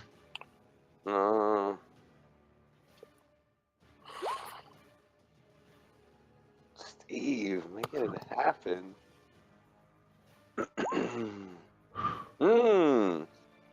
Damn, rolling good for Stone Skull. All right. All I need to go right. fight real quick. Once again, I mean, you all start to feel, the pains of loss, even though You haven't really lost anybody, but for some reason, just the wails and screams and moans of pain all around you are just affecting you so much, but not enough to really cause you to slow down your way. You usher the wagons on, the caravan on. As a few more people drop away, some of the drivers now are just kind of leaning back and crying. But you all continue on, and you're able to make your way out of the fungal field over the course of another hour or so, and you make your way to the edge of the mountains. So you make your way through, getting out of it and looking back behind you, and you see that a lot of these fungal growths have gotten up to the size of small trees by the time you exit this area. Nobody really knows what in the world caused it, but it seems like they're going to keep growing back there for however long, unless somebody goes through and clears the area. The rest of the day continues on, and over the next few days, you hear tell around the camp of reoccurring nightmares among those that you had seen weeping openly that seemed to have been affected more than you were by this, whatever was in that. No, Windows update, fuck off. Sorry. Let's just look down. What's popping up on my screen? The way you got cut off there, I thought it just said no and rebooted you. It's just like blip. Shit. But no, everybody seems to be that was visibly affected by that fungal area.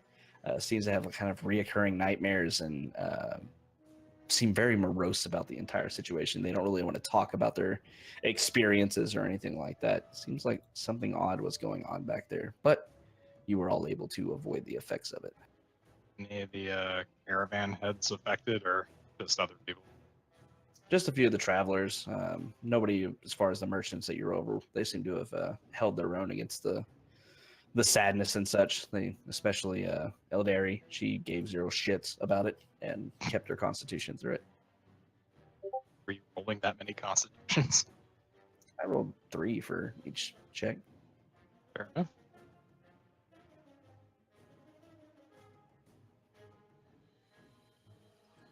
All right, so who wants to set fire to the edge of that place and get out of there? Get the idea that it'd be very difficult to, with all the rain that was covering the area, it'd be a little difficult to burn it all down. Sounds like past terrorist problem. Future terrorist dick.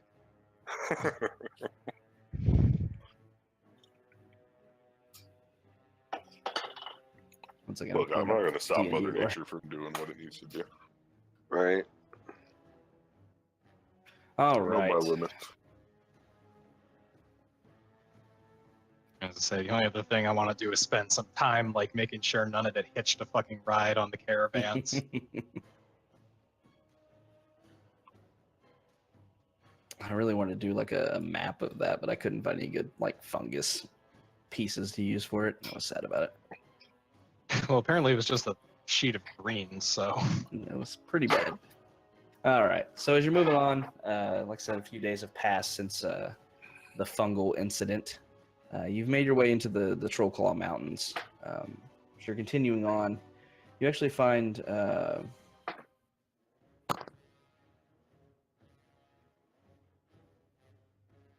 the Trollclaw Hills, sorry, not the mountains. So a bunch of larger hills fill the area. The terrain around you has gotten slightly more rocky, but not enough to really hinder travel. You continue on, and you make your way through the Trollclaw Ford. You know this is a hamlet located on the winding water that goes along the coastway.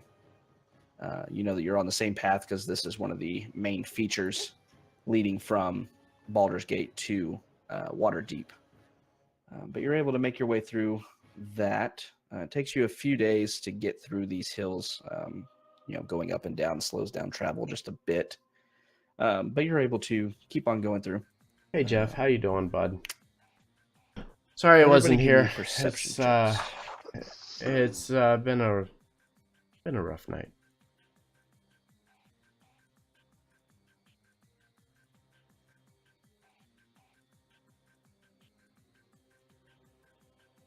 Okay.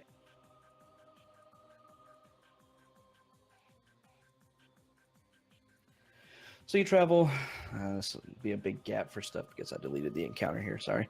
You continue on for another about 6 or 7 days, making your way through the Trollclaw Hills and continuing on to where the next area of commerce or somewhat bigger area of civilization is going to be Dragon Spear. So you're heading that way along the coastal or the coastway. And so you've continued the day on day 23. Continuing on, the morning has been very uneventful. A lot of people grumbling about the hills that you've just previously left. There's a lot of thicker forest now approaching up around all of you. You're continuing along the road, staying on the beaten path and not wandering into it. Few hills still linger in the distance, and as you're moving into the afternoon, you look over off to the west of you, and you actually see a herd of deer spotted grazing on a nearby hill. A few of the travelers, as you're noting this, say it's about time to stop anyway. They make the suggestion to go look for food. There's prime meat up there on that hill. A few people can go out hunting and possibly, secure something for the caravan. It's not me. I'm just like looking around. Oh, this bow? No, it's just decoration. You want me to go look for stuff? No, I'm good. Maximilian, as you're looking over to this herd of deer, a few people seem to be noticing it, but you're the first in the party to notice it. You see amongst all the regular tan coats and such of everything, you actually see what appears to be a golden stag. Its pelt is rich golden color, much like your scales are in your regular form, mulling around in the middle of this herd. As you're noticing this, you hear a few of the people you've known to be slightly more rambunctious in the caravan pipe up, saying, different things between that would be a great mount. What a story I could tell if I took down that golden stag there. And they all begin to mount up to take off after it. Some fancy food. Only Willie sees this right now. He's seen it the first, so he has an option to react or do something or just tell you all about it. I'm just gonna kind of get everyone's attention and motion over to what they're doing. I'm not gonna do a lot, to it. I'm just gonna kind of let them do their thing.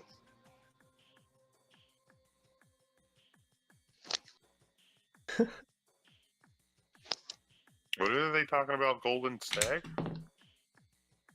I was like, I don't know, if I see that at all, I actually want to check it out. That sounds awesome. Plus, Okay. Yeah, I want to make sure they all see what I see, but I'm not actually gonna make any move towards it. I mean, I'll walk to the edge of the path, put my bow away, not be very threatening. Just want to get kind of closer. All right. Anybody else joining him for this, or y'all gonna hang back at the caravan? I'm staying next to Stone Skull. Yeah, I'm currently hanging at the caravan. I don't want to travel too far from this elven lady who is not happy about anything ever. I will go with Arun if he's the only one to go. Okay. Yeah, Steve? I'm gonna stay back. All right. Okay, so for those of you staying back, the caravan is halted as a lot of the hunters have taken off to go hunt the deer as well as chasing down this golden stag. So everything's kind of setting up for the evening to camp out here and let the horses and such rest. Arun and Max, as you continue on, you see a few people ahead of you. You are able to catch up on your horses and such. But you do see the golden stag heading off into the woods. And it seems like only one of the hunters is heading in that direction. The other ones seem to have lost its path and are instead going for some of the easier, less magnificent prey. I want to take off after that. Golden stag, right? Yeah, I kind of don't want to let him kill it right away. I really want to see, something special about this guy. All right. Well, he said he wanted to make it a mount. Like, he's not interested in killing it. Well, I leave know, that so mounted I'm- on the wall. Yeah, so Oh, I'm is that gonna what he like. meant? Oh yeah, I'm he gonna- wanted this a trophy. You wanted to kill it. I want to Gotcha. catch up to him and stop him. At least, tell him to hold off. All right. Well, he's a little ways ahead of you, so he disappears into the forest behind the stag. But you're able to make your way up behind him. As you're both getting up there, you start getting to kind of a thicker area. It's kind of hard to discern exactly where they went. Both of you give me survival checks. Oh, yeah. Ooh. Nice. Oh, Oh. God, that roll, Max. I got some So thorns. Max looks down and clearly sees some tracks of something. It actually was some kind of feline creature and points that that's the direction they can go. But Arun, knowing exactly how the hoof prints of a stag would look, is able to find this stag's footprints that are very fresh and begin following them. You're able to go about 500 yards or so, and then the track starts to go cold again. At this point, you were following some of the hoof prints of the other gentleman's horse. Those have disappeared, and you've only seen for the past 100 yards or so the footprints of the stag. Give me another survival check, both of you.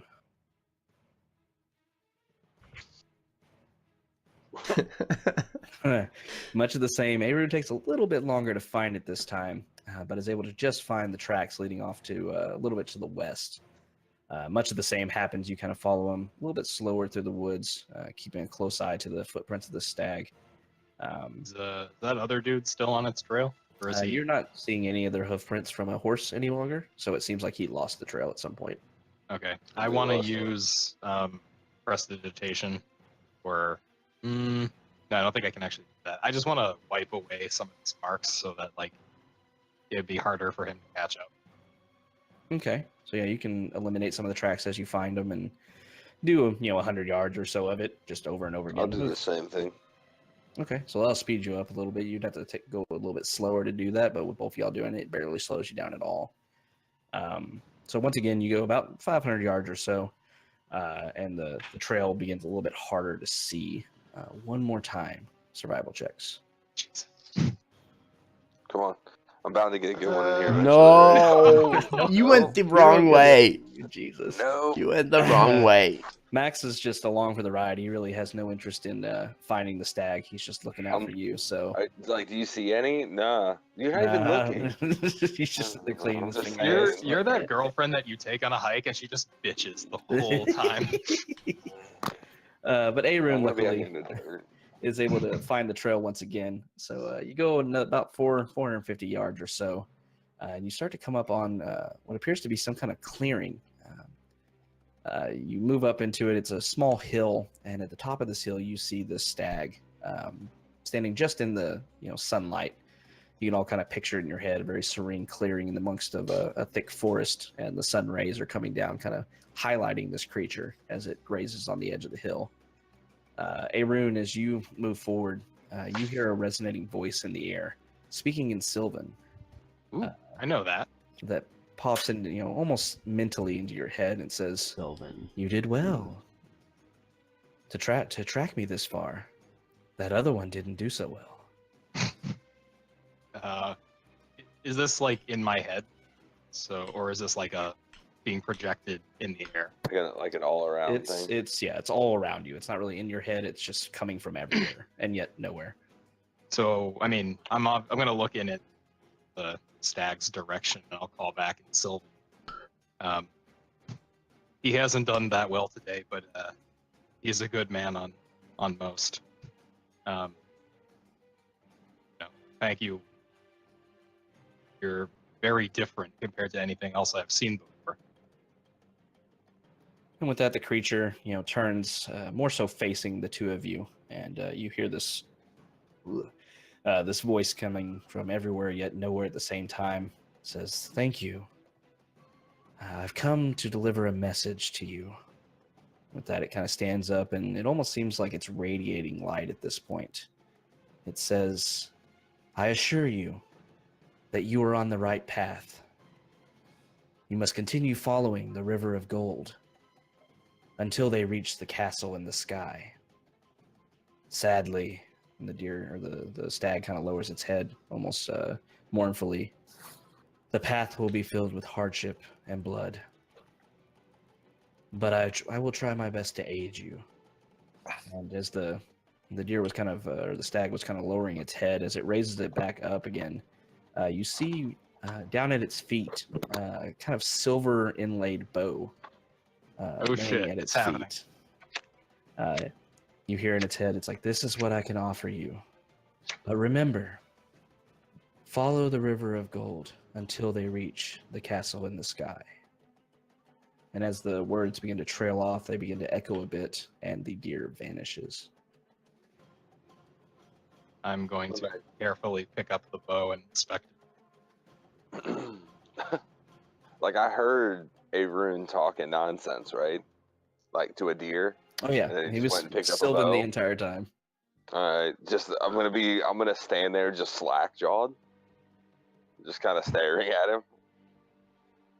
Arun, as you move towards the bow and pick it up, it's got some of a. It's not necessarily heavy, but it feels weighty with its power as you pick it up. River of And you hear Gold. that same voice, kind of radiating in the air. It says, "Let Arethalus guide you, and your shot stay true."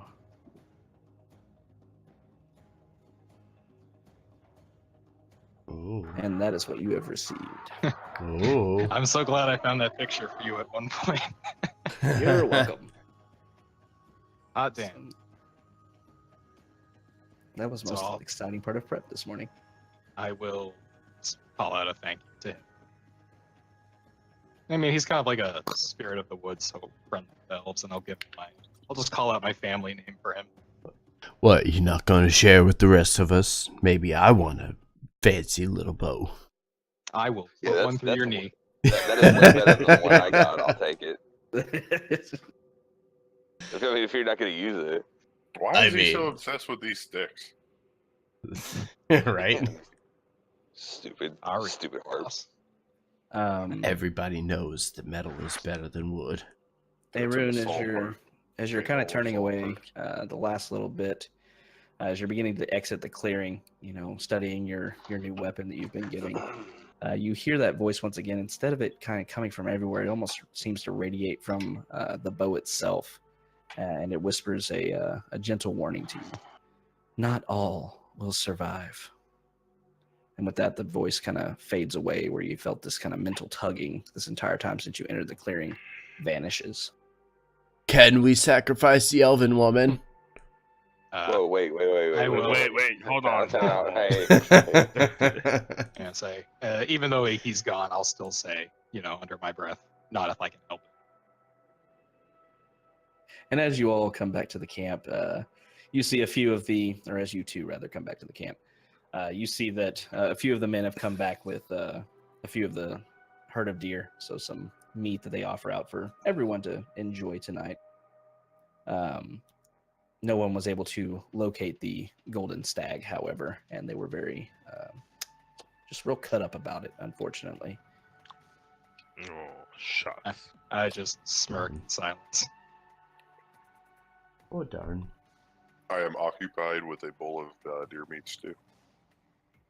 Also, I imagine I definitely don't tell Maxine anything that was transpired, so you're just kind of like weirded out by me for the longest time. yeah, I'm just riding a slight leg behind you, still staring at you with my mouth open, like. Oh, this? It's a really nice bow. Yeah. What happened? He talked to a deer in the woods? Yeah, no. Exactly the way it sounds. That was no deer. But I Yeah. also don't know what it was. He talked to a gift-giving deer in the woods. You don't look a gift-giving deer in the mouth. Me too. Y'all look a gift stag A in the mouth. gift sag in the mouth. So, Arun has come across a fancy smancy new weapon given by some kind of mysterious creature that he has no problem trusting and hoping for the best. Oh, yeah. Totally not gonna bite him in the ass later. No. I mean, we're not gonna. Death to a lot of people right now. We're not gonna question if that bow is like cursed or anything. We're just gonna fucking equip it and just have at it. I mean, listen, it's already done. Go forward. It's already so Bring happening. on the curse. I'm just gonna post this in here because it does have some relevance. It wasn't just shit I was making up on the fly. Oh, you didn't just feel like giving me a +1 magic bow for No. funsies? It's good.